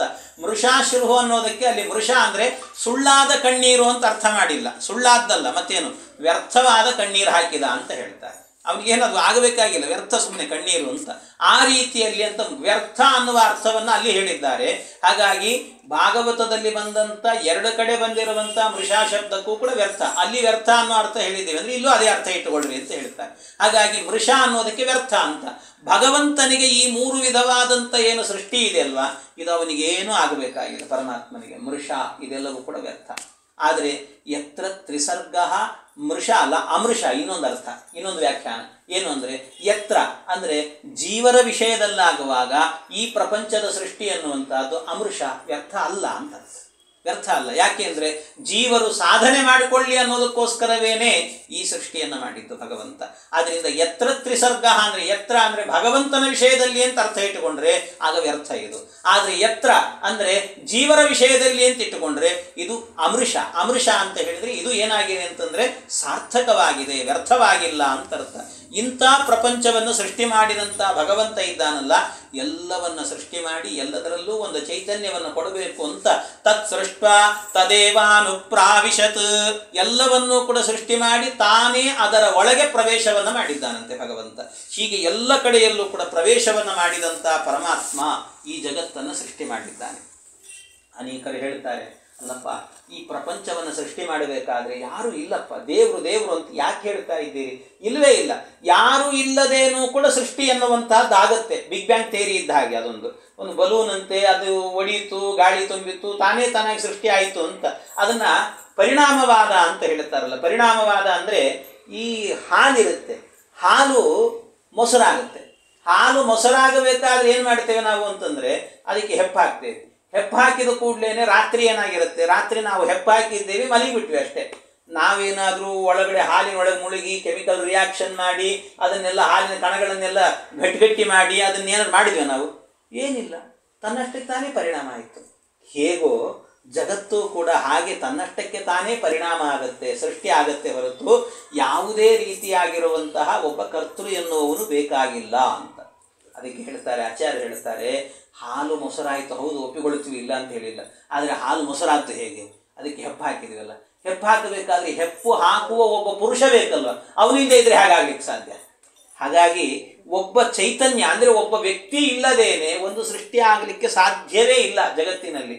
ಗಂಡು ಇಲ್ಲದೇನೆ ಅಂದರೆ ಕೇವಲ ಹೆಣ್ಣಿನಿಂದ ಸೃಷ್ಟಿ ಅನ್ನೋದು ಕೂಡ ನಡೆಯೋದಿಲ್ಲಂತೆ. ಕ್ರಿಯೆ ನಡೀಬೋದಷ್ಟೇ, ಕೇವಲ ಹೆಣ್ಣಿನಿಂದ ಸೃಷ್ಟಿ ಇಲ್ಲ, ಗಂಡಿನ ಜೊತೆಗೇನೆ ಸೃಷ್ಟಿ ಎನ್ನುವಂಥದ್ದಿದೆ ಅಂತ ಹೇಳ್ತಾರೆ. ಹಾಗಾಗಿ ಜಗತ್ತಿನಲ್ಲಾಗುವಾಗ ಚೈತನ್ಯ ಎನ್ನುವಂಥದ್ದು ಇಲ್ಲದೆ ಒಂದರ ಸೃಷ್ಟಿ ಎನ್ನುವಂಥದ್ದು ನಡೆಯೋದಿಲ್ಲ. ಒಂದು ಜೀವ ಸೃಷ್ಟಿ ಆಗಬೇಕಾದ್ರೆ ಹೆಣ್ಣಿನ ಜೊತೆಗೆ ಗಂಡು ಬೇಕು. ಆದರೆ ಸಾಮಾನ್ಯವಾದಂಥ ಒಂದು ವಸ್ತು ಸೃಷ್ಟಿ ಆಗಬೇಕಾದ್ರೆ ಜೀವ ಬೇಕೇ ಬೇಕು. ಜೀವ ಇಲ್ಲದೇನೆ, ಒಂದು ಚೈತನ್ಯ ಇಲ್ಲದೆ ಸೃಷ್ಟಿ ಆಗಲಿಕ್ಕೆ ಸಾಧ್ಯ ಇಲ್ಲ. ಆದ್ದರಿಂದ ಈ ಜಗತ್ತಿನ ಸೃಷ್ಟಿಯ ಹಿಂದೆ ಒಬ್ಬ ಭಗವಂತ ಇದ್ದಾನೆ ಅನ್ನೋದನ್ನು ತಾರ್ಕಿಕವಾಗಿ ಒಪ್ಪಬೇಕು ಇದನ್ನ ಅಂತ ಸಮರ್ಥನೆ ಮಾಡುತ್ತಾರೆ. ಇಷ್ಟನ್ನೆಲ್ಲ ಸೃಷ್ಟಿ ಮಾಡಿದಂಥ ಏನು ಭಗವಂತ ಇದ್ದಾನಲ್ಲ ಪರಮಾತ್ಮ, ಅವನು ಹೇಗಪ್ಪ ಸೃಷ್ಟಿ ಮಾಡಿದ? ಧಾಮ್ನ ಸ್ವೇನ ಸದಾ ನಿರಸ್ತ ಕುಹಕಂ ಅಂತ ಹೇಳ್ತಾರೆ. ಧಾಮ್ನ ತನ್ನ ಸಾಮರ್ಥ್ಯದಿಂದಲೇನೆ ಸೃಷ್ಟಿ ಮಾಡಿದ್ದಾನಂತೆ ಪರಮಾತ್ಮ. ಅಲ್ಲ, ಸೃಷ್ಟಿ ಮಾಡಿದ್ದಾನೆ, ಏನು ಅಪೇಕ್ಷೆ ಅವನಿಗೆ ಅಂದರೆ ಯಾವ ಅಪೇಕ್ಷೆ ಇಲ್ಲ. ಕುಹಕದಿಂದ ಕೆಲವರು ಸೃಷ್ಟಿ ಮಾಡುವಾಗ ಇವನಿಂದ ನನಗೇನೋ ಲಾಭ ಇದೆ ಅಂತ ಕುಹಕ ಬುದ್ಧಿ ಇರುತ್ತದೆ. ಆ ಕುಹಕ ಇಲ್ಲ ಅವನಿಗೆ. ನಿರಸ್ತ ಕುಹಕಂ, ಅವನಲ್ಲಿ ಕುಹಕ ಎನ್ನುವಂಥದ್ದು ನಿರಸ್ತವಾಗಿದೆ. ದೋಷರಹಿತನಾಗಿದ್ದಾನೆ ಪರಮಾತ್ಮ. ಅಂಥ ಭಗವಂತ ಸತ್ಯಂ ಪರಂ ಧೀಮಹಿ, ಸತ್ಯಂ ಪರಂ ಧೀಮಹಿ. ಸತ್ಯಂ ಸತ್ಯನಾಮಕನಾಗಿರುವಂಥ, ಪರಂ ಸರ್ವೋತ್ತಮನಾಗಿರುವಂಥ ಭಗವಂತನನ್ನು, ಶ್ರೇಷ್ಠನಾದಂಥ ಪರಮಾತ್ಮನನ್ನು ಧೀಮಹಿ ಧ್ಯಾನ ಮಾಡೋಣ ಅಂತ ಹೇಳ್ತಾರೆ. ಧ್ಯಾನ ಮಾಡೋಣ ಅಂದರೆ ಸತ್ಯಂ, ಸತ್ಯಂ ಅನ್ನೋದಕ್ಕೆ ಇಲ್ಲಿ ಮಧ್ವಾಚಾರ್ಯರು ಅನೇಕ ವ್ಯಾಖ್ಯಾನಕಾರರೆಲ್ಲರೂ ಕೂಡ ಅರ್ಥವನ್ನು ಬರೀತಾರೆ. ಸತ್ಯ ಅನ್ನುವಲ್ಲಿ ಸತ್ ತಿ ಯ ಅಂತಿದೆ ಅಂತೆ. ಸತ್ ತಿ ಯ ಅಂದರೆ ಸತ್, ಸತ್ ಅಂದರೆ ನಿರ್ದುಷ್ಟವಾದ ಅಂತ ಒಂದು ಅರ್ಥ, ಇನ್ನು ನಿತ್ಯವಾದ ಅಂತ ಇನ್ನೊಂದು. ತಿ ತಿ ಅಂತ ಹೇಳಿದರೆ ಅದಕ್ಕೆ ಆನಂದ ಅಂತ ಅರ್ಥ, ತಿ ಆನಂದ. ಆಮೇಲೆ ಯಾ ಅಂದರೆ ಜ್ಞಾನ ಅಂತ. ಹಾಗಾದರೆ ಸತ್ ಅಂದರೆ ನಿರ್ದುಷ್ಟವಾದ, ತಿ ಜ್ಞಾನ, ಮತ್ತು ಯಾ ಆನಂದ. ಅಂದರೆ ತಿ ಆನಂದ, ಯಾ ಜ್ಞಾನ. ಅಂದರೆ ಅರ್ಥ ಏನು? ನಿರ್ದುಷ್ಟವಾದಂಥ ಜ್ಞಾನಾನಂದಮಯನಾಗಿರುವವನು ಭಗವಂತ ಅಂತ ಅರ್ಥ. ಪರಂ ಸರ್ವೋತ್ತಮನಾಗಿರುವಂಥವನು ಭಗವಂತ. ಅಂಥ ಭಗವಂತನನ್ನು ಧೀಮಹಿ ನಾವು ಧ್ಯಾನ ಮಾಡೋಣ. ಇದು ಗಾಯತ್ರಿಯ ಭಾಷ್ಯ ಅನ್ನೋದನ್ನು ಸೂಚನೆ ಮಾಡಲಿಕ್ಕೆ. ನಿಜವಾಗಲೂ ನಮ್ಮ ಲೌಕಿಕ ವ್ಯಾಕರಣದ ಪ್ರಕಾರ ಹೇಳಬೇಕಾದ್ರೆ ಧ್ಯಾಯೇಮ ಅಂತ ಆಗಬೇಕು ಪ್ರಯೋಗ, ಆದರೆ ಧೀಮಹಿ ಅಂತ ಬಳಸ್ತಾರೆ. ಇದರ ಮೂಲಕ ಏನಂದರೆ ಇದು ಗಾಯತ್ರಿಯ ಭಾಷ್ಯ ರೂಪವಾಗಿದೆ ಅನ್ನೋದನ್ನು ಕೂಡ ಸೂಚನೆ ಮಾಡಿದ್ದಾರೆ. ಇದು ಮೊದಲಿಗೆ ಭಗವಂತನಿಗೆ ನಮಸ್ಕಾರವನ್ನು ಮಾಡಿ ಸೂತ ಮಹರ್ಷಿಗಳು ಶೌನಕಾದಿಗಳಿಗೆ ಭಾಗವತವನ್ನು ಹೇಳಲಿಕ್ಕೆ ಆರಂಭ ಮಾಡಿದರು ಅಂತ ಹೇಳ್ತಾರೆ. ಇದು ಸೂತ ಮಹರ್ಷಿಗಳು ಈ ಭಾಗವತವನ್ನು ಹೇಳಬೇಕಾದ್ರೆ ಮೊದಲಿಗೆ ದೇವರಿಗೆ ನಮಸ್ಕಾರ ಮಾಡಿದರು. ಇದು ಈ ಶ್ಲೋಕ ಇದೆಯಲ್ಲ, ನಾನು ಮತ್ತೆ ಇನ್ನು ಹೆಚ್ಚು ವಿವರಣೆ ಕೊಡ್ಲಿಕ್ಕೆ ಹೋಗಲ್ಲ, ಒಂದೆರಡು ಹೇಳಿ ಮುಗಿಸ್ತೇನೆ. ಯಾಕೆಂದರೆ ಇದು ಒಂದು ಈ ಶ್ಲೋಕವನ್ನೇ ನಾನು ಹೇಳ್ತಾ ಹೋದರೆ ಇನ್ನೊಂದು ವಾರ ಉಪನ್ಯಾಸ ಮಾಡ್ಬೋದು ಇದಕ್ಕೆ, ಅಷ್ಟು ದೊಡ್ಡ ವಿಷಯ ಇದೆ ಇದರಲ್ಲಿ, ಮುಂದಿನ ವಿಷಯ ಹೇಳಲಿಕ್ಕಾಗಲ್ಲ. ಹಾಗೆ ಅಂದರೆ ಈ ಭಾಗವತ ಎನ್ನುವಂಥದ್ದು ಇದೆಯಲ್ಲ, ಇದನ್ನು ಕೇಳ್ತಿದ್ದೇವೆ ಅಂದರೆ ಸಾಮಾನ್ಯ ಅಂತ ತಿಳಿಬೇಡ್ರಿ. ಜೀವನದಲ್ಲಿ ಕೇಳೋದೇ ಒಂದು ಯೋಗ. ಅದು ಕೇಳಿದ್ವಿ ಅಂದರೆ ಜೀವನವೆಲ್ಲವೂ ಏನಾಗುತ್ತೆ ಅಂದರೆ ಮಂಗಳಮಯ. ನಾವು ಕೈ ಹಾಕಿದ ಕೆಲಸವೆಲ್ಲದರಲ್ಲೂ ಕೂಡ ಜಯ ಎನ್ನುವಂಥದ್ದು ಸಿಗುತ್ತಂತೆ, ಜಯ ಸಿಗುತ್ತೆ. ಅದು ಸಿಕ್ಕಿಲ್ಲ ಅಂದರೆ ನಮ್ಮಲ್ಲಿ ಏನೋ ಒಂದು ದೋಷ ಇದೆ, ಶ್ರದ್ಧೆಯಿಂದ ಕೇಳಿಲ್ಲ ಅಂತ ಅರ್ಥ. ನಾವು ಏನಾದರೂ ಭಾಗವತವನ್ನು ಶ್ರದ್ಧೆಯಿಂದ ಕೇಳಿದ್ದೇವೆ ಅಂದರೆ ಜೀವನದಲ್ಲಿ ಜಯ ಎನ್ನುವಂಥದ್ದು ಸಿಗುತ್ತೆ. ಅದು ಹೇಗೆ ಅಂತ ಹೇಳಿದರೆ ನೋಡಿ, ಈ ಗ್ರಂಥ ಇದೆಯಲ್ವಾ, ಗ್ರಂಥಕ್ಕೆ ಮುಂದೆ ಹೇಳ್ತಾರೆ, ಶ್ಲೋಕ ಬರ್ತದೆ, ನಾರಾಯಣಂ ನಮಸ್ಕೃತ್ಯ ನರಂಚೈವ ನರೋತ್ತಮಂ ದೇವೀಂ ಸರಸ್ವತೀಂ ವ್ಯಾಸಂ ತಥೋ ಜಯಮುದೀರಯೇತಂತೆ. ಜಯಮುದೀರೆ, ಜಯ ಅಂತ ಹೇಳಿದ್ರೆ ಭಾಗವತ ಅಂತ ಅರ್ಥ. ಜಯ, ಈ ಭಾಗವತ ಗ್ರಂಥಕ್ಕೆ ಇನ್ನೊಂದು ಹೆಸರು ಏನು ಅಂದರೆ ಜಯಗ್ರಂಥ ಅಂತ ಕರೀತಾರೆ. ಜಯವನ್ನು ಕೊಡ್ತಕ್ಕಂಥ, ಯಾಕೆ ಅಂತ ಹೇಳಿದರೆ ನೋಡಿ, ನಿಮಗೆ ಭಾಗವತ ಎನ್ನುವಂಥದ್ದನ್ನು ಓದಿದರೆ ಅರ್ಥ ಆಗ್ತದೆ. ಭಾಗವತದಲ್ಲಿ ಭಾಗವತ ಆರಂಭ ಆಗೋದು ಹೇಗೆ? ಭಾಗವತ ಆರಂಭ ಆಗೋದು ಜನ್ಮಾದ್ಯಸ್ಯ ಯತೋನ್ವಯಾತ್, ಶ್ಲೋಕ ನೆನಪಿಟ್ಟುಕೊಟ್ರೆ ಅಷ್ಟು ಗೊತ್ತಾಗ್ತದೆ. ಇದಾದ ನಂತರ ಭಾಗವತ ಎನ್ನುವಂಥದ್ದು ಕೊನೆಗೊಳ್ಳುವಂಥ ಶ್ಲೋಕ ಇದೆ ಅಲ್ವಾ, ಭಾಗವತದ ಕೊನೆಯ ಶ್ಲೋಕ ಇರುವಂಥದ್ದು ಯಾವುದು ಅಂದರೆ ಭಾಗವತ ಕೊನೆ ಆಗೋದು. ಆಮೇಲೆ ಮತ್ತೆ ಮಹಿಮೆ ಹೇಳ್ತಾರೆ, ಭಾಗವತದ ಮಹಿಮೆ ಹೇಳ್ತಾರೆ. ಅದಲ್ಲ, ಭಾಗವತ ಕೊನೆಯಾಗುವಂತಹ ಒಂದು ಶ್ಲೋಕ ಇದೆ. ಆ ಶ್ಲೋಕ ಯಾವುದು ಅಂತ ಹೇಳಿದ್ರೆ, ಭಗವತ ಉಪಲಬ್ಧ ಮಾತ್ರ ಧಾಮ್ನೆ ಸುರ ಋಷಭಾಯ ನಮಃ ಸನಾತನಾಯ. ನಮಃ ಸನಾತನಾಯ ಯಾ ಅನ್ನೋದ್ರಿಂದ ಕೊನೆ ಮಾಡುತ್ತೆ. ಆರಂಭ ಆದದ್ದು ಎಲ್ಲಿಂದ? ಜನ್ಮಾದ್ಯಸ್ಯ ಅಂದರೆ ಜ ಅನ್ನೋದ್ರಿಂದ ಆರಂಭ ಆಗಿದೆ. ಕೊನೆಗೊಂಡದ್ದು ಎಲ್ಲಿಂದ? ಸನಾತನಾಯ ಯಾ ಅನ್ನೋದಕ್ಕೆ. ಹಾಗಾದರೆ ಮೊದಲ ಅಕ್ಷರ ಕೊನೆಯ ಅಕ್ಷರವನ್ನು ಸೇರಿಸಿರಿ ಏನಾಗುತ್ತೆ ಅಂದರೆ ಜಯ. ಇದೇ 18ರ ನಂಟು ಅಂತಂದರೆ. 18ರ ನಂಟು ಅಂತ ನಿನ್ನೆ ಹೇಳಿದ್ನಲ್ಲ. ಅಂದರೆ ಜಯ ಅನ್ನುವಂಥ ಅಕ್ಷರ ಇದೆ ಅಲ್ವಾ, ಆ ಅಕ್ಷರವೂ ಕೂಡ 18ರ ಸಂಖ್ಯೆಯನ್ನು ಸೂಚನೆ ಮಾಡ್ತದೆ. 18ರ ಸಂಖ್ಯೆ ಹೇಗೆ ಅಂದರೆ, ಜಯ ಅನ್ನುವಲ್ಲಿ ನಾನು ನಿನ್ನೆ ಹೇಳಿದೆ ಕಟಪಾಯ ಅಂತ ಸೂತ್ರ. ಕಟಪಾಯ ಅಂದರೆ ಕ ಟ ಎರಡನೇದು, ಅಂದರೆ ಕ ಇಂದ ಹಿಡ್ಕೊಂಡು ಎಷ್ಟು ಅಕ್ಷರಗಳು ಸಿಗುತ್ತೋ ಅಷ್ಟೂ ಅಕ್ಷರಗಳನ್ನು ಕೂಡ 1 2 3 4 ಅಂತ ಲೆಕ್ಕ ಇಟ್ಕೊಳ್ತಾ ಹೋಗಬೇಕು. ಹಾಗಾದರೆ ಇಲ್ಲಿ ಮೊದಲಿಗೆ ಜಯ ಅನ್ನುವಲ್ಲಿ ಜ ಅನ್ನೋ ಅಕ್ಷರ ಇದೆ. ಕ ಟ ಅಂದರೆ ಕ ಕ ಗ ಗ ङ ಚ ಚ ಜ ಜ ಞ ಒಂದು ಸಾಲಿನಲ್ಲಿ ಸೇರುತ್ತೆ. ಆಮೇಲೆ ಟ ಟ ಡ ಡ ಣ ತ ತ ದ ದ ನ ಒಂದು ಸಾಲು. ಪ ಅಂದರೆ ಪ ಪ ಬ ಬ ಮ ಒಂದು ಸಾಲು. ಯ ಅಂದರೆ ಯಾರ ಲಾವ ಅಲ್ಲಿಂದ ಹಿಡ್ಕೊಂಡು ಎಲ್ಲ ಒಂದು ಸಾಲು. ಅಂದರೆ 1 ಅನ್ನೋ ಸಂಖ್ಯೆಯಿಂದ ಗಣನೆ ಕ ಟ ಪ ಯ ಅಂತ ಸೂತ್ರ. ಅದರಲ್ಲಿ ಕ ಅನ್ನೋದನ್ನು ಇಟ್ಕೊಂಡಾಗ ಜ ಅನ್ನುವ ಅಕ್ಷರ ಎಷ್ಟನೇ ಅಕ್ಷರ ಆಗುತ್ತೆ ಹೇಳಿ? ಕ ಕ ಗ ಗ ङ ಚ ಚ ಜ ಅಂದರೆ 8 ಅಂತ ಆಯ್ತು. 8ನೇ ಅಕ್ಷರ ಅಂತ ಆಯ್ತು. ಅದು 8ನೇ ಅಕ್ಷರ. ಆಮೇಲೆ ಯ ಅಂತಿದೆ. ಕ ಟ ಪ ಯ ಅನ್ನುವಲ್ಲಿ ಯ ಅನ್ನೋದು ಮೊದಲನೇ ಅಕ್ಷರ. ಹಾಗಾಗಿ ಮೊದಲನೇ ಅಕ್ಷರ ಅಂದರೆ ಇದು 8, ಜ ಅಂದರೆ ಅದು ಯ ಅಂದರೆ 1 ಅಂತ. ಯಾವಾಗಲೂ ಸಂಸ್ಕೃತದಲ್ಲಿ ಒಂದು ಮಾತಿದೆ, ಅಂಕಾನಾಂ ವಾಮತೋಗತಿ ಅಂತ ಹೇಳ್ತಾರೆ. ಅಂಕಗಳು ಏನಾದರೂ ಸಿಕ್ಕರೆ, ಸಂಖ್ಯೆಗಳು ಸಿಕ್ಕರೆ ಅದು ಮೊದಲು ಸಿಕ್ಕದ್ದನ್ನು ಆಮೇಲೆ ಹಾಕಬೇಕು, ಆಮೇಲೆ ಸಿಕ್ಕದ್ದನ್ನು ಮೊದಲು ಹಾಕಬೇಕು ಅಂತ ನಿಯಮ, ಸಂಸ್ಕೃತದ ನಿಯಮ ಅದು. ಅದು ಈ ಏನಂತಾರೆ, ಈ ತುರುಕರೆಲ್ಲರೂ ಕೂಡ ಉಲ್ಟಾ ಬರೀತಾರಲ್ಲ, ಹಾಗೆ ಸಂಖ್ಯೆಯಲ್ಲಿ ನಮ್ಮದು ಉಲ್ಟಾ ಅಂತ. ಹಾಗೆ ಅದನ್ನು ಉಲ್ಟಾ ಇಟ್ಕೊಳ್ಳೋದು. ಅಂದರೆ 8 ಅನ್ನೋದನ್ನ ಆಮೇಲೆ 1 ಅನ್ನೋದು ಮೊದಲು, ಅಂದರೆ 18 ಅಂತ ಆಯಿತು. ಜಯ ಅಂದರೆ 18. ಇದರಲ್ಲಿರುವಂಥ ಗ್ರಂಥಗಳು ಕೂಡ 18,000. ಹಾಗಾಗಿ 18 ಅನ್ನುವಂಥ ಸಂಖ್ಯೆ, 18ರ ನಂಟು ಎಲ್ಲ ಕಡೆ ಸೇರಿ ಹೋಗಿದೆ. ಇದು ಜಯ ಅನ್ನುವಂಥದ್ದು, ಅಂದರೆ ಜಯವನ್ನು ಕೊಡ್ತಕ್ಕಂಥದ್ದು. ಯಾವಾಗ ಅಂತ ಹೇಳಿದರೆ ಇದು ಜಯ ಅನ್ನುವಂಥ ಗ್ರಂಥವನ್ನು ಉಲ್ಟಾ ಮಾಡ್ರಿ. ಜಯ ಅಂದರೆ ಯಜ, ಯಜ ಅಂದರೆ ಯಜ್ಞ ಅಂತ ಅರ್ಥ, ಯಜ್ಞ ಮಾಡುವಂತ ಅರ್ಥ. ಅಂದರೆ ಯಜ್ಞವನ್ನ ಮಾಡಿದರೆ ನಿನ್ನ ಜೀವನದಲ್ಲಿ ಮತ್ತೆ ಉಲ್ಟಾ ಮಾಡೋದನ್ನು ಜಯ ಸಿಗುತ್ತೆ. ಯಜ ನಿನ್ನ ಜೀವನದಲ್ಲಿ ಯಜ್ಞ ಮಾಡು, ಅದರಿಂದ ಜಯ ಅಂದರೆ ಯಜ್ಞವನ್ನು ಮಾಡಿದ್ರಿಂದಾಗಿ ನಿನಗೆ. ಯಾವ ಯಜ್ಞವನ್ನು ಮಾಡಬೇಕು ಅಂದರೆ ಉತ್ಕೃಷ್ಟವಾದಂಥ ಯಜ್ಞ ಅಂತ ಹೇಳಿದರೆ ಜ್ಞಾನ ಯಜ್ಞ. ಇದಕ್ಕಿಂತಲೂ ದೊಡ್ಡ ಯಜ್ಞ ಎನ್ನುವಂಥದ್ದಿಲ್ಲ. ಹಾಗಾಗಿ ಭಾಗವತ ಜ್ಞಾನ ಯಜ್ಞವನ್ನು ಮಾಡಿದೆ ಅಂತ ಆದರೆ ನಿನ್ನ ಜೀವನದ ಉದ್ದಕ್ಕೂ ಕೂಡ ಜಯ ಎನ್ನುವಂಥದ್ದು ಸಿಗುತ್ತೆ ಅನ್ನೋದನ್ನು ಸೂಚನೆ ಮಾಡಲಿಕ್ಕೋಸ್ಕರವೇನೆ ಜನ್ಮಾದ್ಯಸ್ಯ ಎನ್ನುವಲ್ಲಿ ಜಕಾರದಿಂದ ಆರಂಭ ಮಾಡಿ ಕೊನೆಯಲ್ಲಿ ನಿಲ್ಲಿಸುವಾಗ ಸನಾತನಾಯ ಅಂತ ಯಕಾರದಿಂದ ತಿಳಿಸಿದ್ದಾನೆ ಈ ಗ್ರಂಥವನ್ನು. ಅಲ್ಲ, ಈ ಜಕಾರಕ್ಕೂ ಯಕಾರಕ್ಕೂ ಪರಸ್ಪರ ಅನ್ವಯ ಹೇಳಬೇಕು ಅಂತ ನಿಮಗೆ ಹೇಗೆ ಗೊತ್ತಾಯಿತು? ವೇದವ್ಯಾಸದೇವರೇ ಹೇಳಿದ್ದಾರೆ ಅದನ್ನು. ಎಲ್ಲಿ ಹೇಳಿದ್ದಾರೆ? ಜನ್ಮಾದ್ಯಸ್ಯ ಯತೋನ್ವಯಾತ್. ಜನ್ಮಾದ್ಯಸ್ಯ, ಜನ್ಮ ಅನ್ನುವ ಪದದಲ್ಲಿ ಆದ್ಯಸ್ಯ ಅಂದರೆ ಮೊದಲಿಗಿರುವಂಥ ಅಕ್ಷರಕ್ಕೂ ಯತಃ ಅನ್ವಯಾತ್, ಯತಃ ಅಂದರೆ ಯಕಾರದ ಜೊತೆಗೆ ಅನ್ವಯವನ್ನು ಹೇಳಿ ಅನ್ನೋದನ್ನು ವೇದವ್ಯಾಸದೇವರೇ ಹೇಳಿದ್ದಾರೆ. ಹಾಗಾಗಿ ಜನ್ಮಾದ್ಯಸ್ಯ ಯತೋನ್ವಯಾತ್ ಈ ರೀತಿ ಅನ್ವಯವನ್ನು ಮಾಡಿದ್ವಿ ಅಂತಾದರೆ ಆಗ ನಮಗೆ ಜಯ ಎನ್ನುವಂಥದ್ದು ಸಿಗುತ್ತೆ ಅನ್ನೋದನ್ನು ವೇದವ್ಯಾಸದೇವರೇನೇ ಇದನ್ನು ಸೂಚನೆ ಕೊಟ್ಟಿದ್ದಾರೆ ಅಂತ ಹೇಳ್ತಾರೆ. ಹೀಗೆ ಇಂಥ ಅದ್ಭುತವಾಗಿರುವಂಥ ಗ್ರಂಥ ಇದು ಅಂತ ಆರಂಭವನ್ನು ಮಾಡ್ತಾ ದೇವರಿಗೆ ಸತ್ಯಂ ಪರಂ ಧೀಮಹಿ ಅಂತ ದೇವರಿಗೆ ಒಂದು ನಮಸ್ಕಾರ ಅಂತ ನಮಸ್ಕಾರವನ್ನು ಮಾಡಿಕೊಂಡು ಮುಂದೆ ಈ ಗ್ರಂಥದಲ್ಲಿ ಏನನ್ನ ಹೇಳಿದ್ದೇವೆ ಅಂತ ಗ್ರಂಥ ಪ್ರತಿಪಾದ್ಯ ವಿಷಯವನ್ನು ನಿರೂಪಣೆ ಮಾಡುತ್ತಾರೆ. ಧರ್ಮ ಪ್ರೋಜ್ಜಿತ ಕೈತವೋತ್ರ ಪರಮೋ ನಿರ್ಮತ್ಸರಾಣಾಂ ಸತಾಂ ವೇದ್ಯಂ ವಾಸ್ತವಮತ್ರ ವಸ್ತು ಶಿವದಂ ತಾಪತ್ರಯೋನ್ಮೂಲನಂ ಶ್ರೀಮದ್ಭಾಗವತೆ ಮಹಾಮುನಿಕೃತೆ ಕಿಂವಾ ಪರೈರೀಶ್ವರಃ ಸದ್ಯೋ ಹೃದ್ಯವರುದ್ಯತೇತ್ರ ಕೃತಿಭಿಃ ಶುಶ್ರೂಷುಭಿಸ್ತತ್ಕ್ಷಣಾತ್. ತತ್ಕ್ಷಣಾತ್ ಇದರಲ್ಲಿ ಕಿಂವಾ ಅಪರೈಹಿ ಬೇರೆ ಧರ್ಮ ಅರ್ಥ ಕಾಮ ಇವುಗಳು ಯಾವುದನ್ನು ಹೇಳಲೇ ಇಲ್ಲ ಇಲ್ಲಿ ಈ ಗ್ರಂಥದಲ್ಲಿ. ಮತ್ತೇನು ಹೇಳಿದ್ದಾರೆ ಈ ಗ್ರಂಥದಲ್ಲಿ ಅಂತ ಹೇಳಿದರೆ, ಈ ಗ್ರಂಥ ಶ್ರೀಮದ್ ಭಾಗವತೆ ಮಹಾಮುನಿಕೃತೆ, ಮಹಾಮುನಿಗಳು ಹೇಳಿರುವಂತಹದ್ದು. ಮುನಿಗಳು ಅಂತ ಹೇಳಿದರೆ ವೇತ್ತಾ ವೇದ್ಯಸ್ಯ ಸರ್ವಸ್ಯ ಸ ಮುನಿ, ಅಂದರೆ ವೇತ್ತಾ ವೇದ್ಯಸ್ಯ ತಿಳಿಬೇಕಾದದ್ದು ಎಲ್ಲವನ್ನೂ ತಿಳಿದ ವ್ಯಕ್ತಿ ಇದ್ದಾನಲ್ಲ ಅವನನ್ನು ಮುನಿ ಅಂತ ಕರೀತಾರೆ. ಕಂಡವ್ರನ್ನ ಮುನಿ ಅಂತ ಕರೆಯೋ ಹಾಗಿಲ್ಲ. ತಿಳಿಬೇಕಾಗಿರುವ ವಿಷಯಗಳನ್ನೆಲ್ಲವನ್ನೂ ತಿಳಿದ ವ್ಯಕ್ತಿಯನ್ನು ಮುನಿ ಅಂತ ಕರೀತಾರೆ. ಹಾಗೆ ವೇದವ್ಯಾಸ ದೇವರು ತಿಳಿಬೇಕಾದದ್ದನ್ನು ತಿಳಿಸಬೇಕಾದ್ದನ್ನು ಎಲ್ಲವನ್ನೂ ತಿಳಿದಂಥ ಮಹಾತ್ಮರಾದ್ರಿಂದಾಗಿ ಅವರನ್ನು ಮುನಿಗಳು ಅಂತ, ವೇದವ್ಯಾಸ ಮುನಿಗಳು ಅಂತ ಕರೀತಾರೆ. ಅಂತಹ ಮುನಿಗಳು ಮಹಾಮುನಿಕೃತೆ ಅಂತ ಹೇಳಿದ್ದಾರೆ. ಅಂಥ ಮಹಾಮುನಿಗಳು, ಮುನೀನಾಂ ಅಹಂ ವ್ಯಾಸ ಅಂತ ಹೇಳ್ತಾನೆ ಪರಮಾತ್ಮ. ಮುನಿಗಳಲ್ಲಿ ಆಗಬೇಕಾದ್ರೆ ನಾನೇ ವ್ಯಾಸ ಅಂತ. ಹಾಗಾಗಿ ಭಗವಂತನೇ ಆ ಮುನಿ ಅಂತ ಕರೆಸಿಕೊಂಡಿದ್ದಾನೆ. ಆ ಭಗವಂತ ಇಲ್ಲಿ ನಾನು ಏನನ್ನೂ ಕೂಡ ಧರ್ಮ, ಅರ್ಥ, ಕಾಮ ಇವು ಯಾವುದನ್ನು ಕೂಡ ಹೇಳಲಿಲ್ಲ.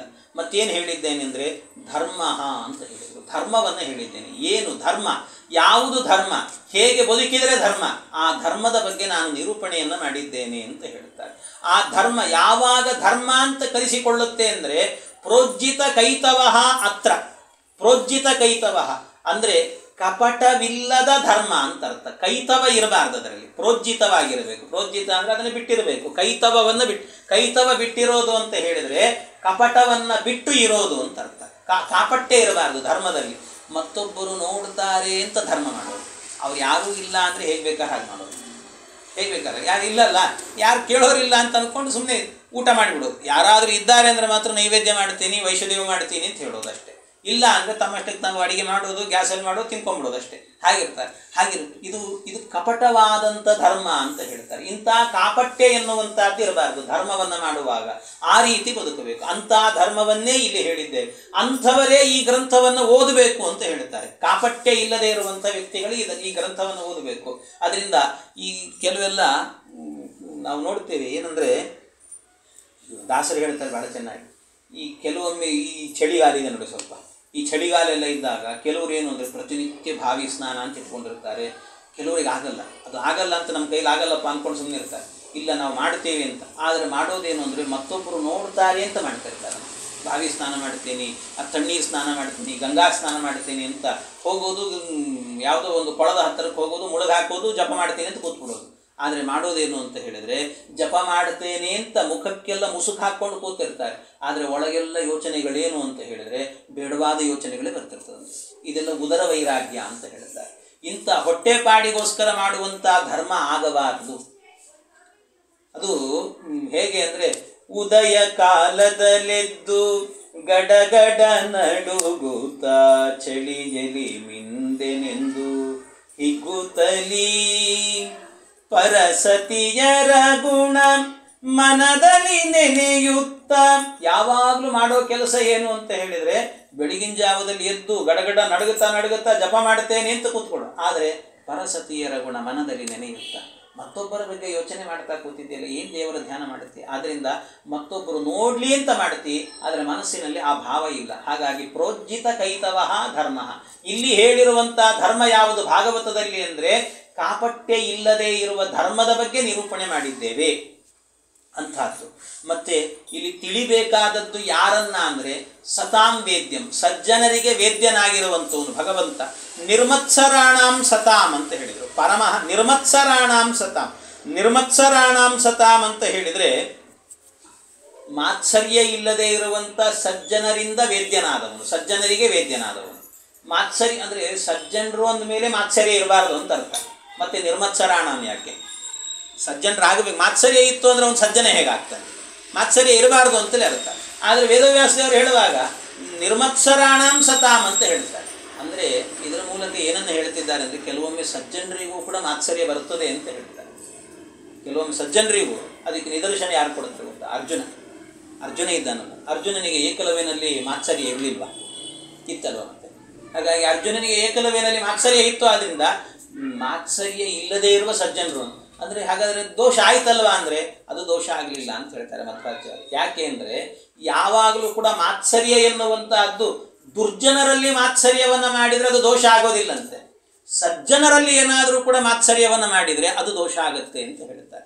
ಸಜ್ಜನರೊಬ್ಬರಿದ್ದಾರೆ, ಅವರು ಮೇಲಕ್ಕೆ ಬರ್ತಿದ್ದಾರೆ, ಚೆನ್ನಾಗಿ ಅಭಿವೃದ್ಧಿ ಹೊಂದ್ತಾ ಇದ್ದಾರೆ. ಅವರನ್ನು ನೋಡಿ ಏನಾದರೂ ಮಾಡಿ ಅವನು ಕಾಲಿಳಿಬೇಕು ಅಂತ ಇರ್ತಾರೆ. ಹಾಗೆ ಅವನು ಕಾಲಿಳಿತಾರಲ್ಲ, ನೀವು ಅವನ ಕಾಲು ಎಳೆದ್ರೆ ನಿಮ್ಮನ್ನು 1000 ಜನ ಕಾಲಿಳಿಯೋರು ಇರ್ತಾರಂತೆ. ಅವನು ಕೆಳಗೆ ಬೀಳ್ತಾನಂತೆ. ಈ ಒಬ್ಬ ಸಜ್ಜನ ಒಳ್ಳೆ ಸಂಪತ್ತು ಬರ್ತಾ ಇದೆ, ಅವನಿಗೆ ಒಳ್ಳೆ ಧನವಂತನಾಗ್ತಿದ್ದಾನೆ. ಅವನನ್ನು ನೋಡಿ ಹೊಟ್ಟೆ ಉರ್ಕೊಂಡ ಇವನು ಅಂತ ಆದರೆ ಸಜ್ಜನನನ್ನು ನೋಡಿ ಆಗ ಇವನಲ್ಲಿ ಇದ್ದಂಥ ಹಣ ಎಲ್ಲವೂ ಕೂಡ ಪೋಲಾಗಿ ಹೋಗ್ತದಂತೆ. ಹಾಗಾಗಿ ಸಜ್ಜನರ ವಿಷಯದಲ್ಲಿ ಏನಾದರೂ ಕೂಡ ಇಂತಹ ಭಾವ ಎನ್ನುವಂತಹದ್ದು ಹುಟ್ಟಿದರೆ ಅದು ಮಾತ್ಸರ್ಯ. ಆದರೆ ಯಾರು ದುರ್ಜನರು ಇರ್ತಾರೋ ಅವರಲ್ಲಿ ಹುಟ್ಟಿ, ಏಕಲವ್ಯ ಮಹಾದುಷ್ಟ, ಅವನೊಬ್ಬ ಟೆರರಿಸ್ಟ್ ಆ ಕಾಲದಲ್ಲಿ. ಹಾಗಾಗಿ ಅವನಲ್ಲಿ ಮಾತ್ಸರ್ಯ ಎನ್ನುವಂಥದ್ದು ದೋಷ ಆಗೋದಿಲ್ಲ ಅಂತ ತಿಳ್ಕೊಳ್ಬೇಕು. ಈ ವಿಷಯವನ್ನು ತಿಳಿಸ್ಲಿಕ್ಕೋಸ್ಕರ ಆ ಶಬ್ದ ಪ್ರಯೋಗವನ್ನು ಮಾಡುತ್ತಾರೆ.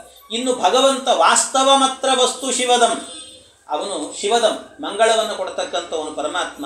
ವಾಸ್ತವ ಅವನು ಅಂತ ಹೇಳ್ತಾರೆ. ವಾಸ್ತವ ಅಂದರೆ ನಮ್ಮ ಕನ್ನಡದ ವಾಸ್ತವ ಅಲ್ಲ. ಇಲ್ಲಿ ವಾಸ್ತವ ಅನ್ನುವಂಥ ಶಬ್ದಕ್ಕೆ ಅರ್ಥ ಏನು ಅಂದರೆ ಆಚಾರ್ಯರು ಬರೀತಾರೆ, ನಿರಸ್ತಾಕಿಲ ದೋಷಂ ಯತು ಆನಂದಾದಿ ಮಹಾಗುಣಂ ಸರ್ವದಾ ಪರಮಂ ಬ್ರಹ್ಮ ತಸ್ಮಾತ್ ವಾಸ್ತವ ಮೀರಿಯತೆ ಅಂತ ಹೇಳುತ್ತಾರೆ. ಯಾರು ನಿರಸ್ತ ಅಖಿಲ ದೋಷಂ ಯತು, ಯಾವ ದೋಷದ ಲವಲೇಶ ಇಲ್ಲ, ಆನಂದಾದಿ ಮಹಾಗುಣಂ ಆನಂದ ಮೊದಲಾದಂಥ ಗುಣಗಳಿಂದ ಕೂಡಿರುವಂಥವನು, ಸರ್ವದಾ ಪರಮಂ ಬ್ರಹ್ಮ ಸರ್ವದಾ ಪರಮ ಶ್ರೇಷ್ಠನಾಗಿರುವಂಥ ಬ್ರಹ್ಮ ಅಂತ ಕರೆಸಿಕೊಳ್ಳುವ ಏನು ವ್ಯಕ್ತಿ ಇದ್ದಾನೆ ಭಗವಂತ, ಅವನನ್ನೇ ಇಲ್ಲಿ ವಾಸ್ತವ ಅಂತ ಕರೀತಾರೆ.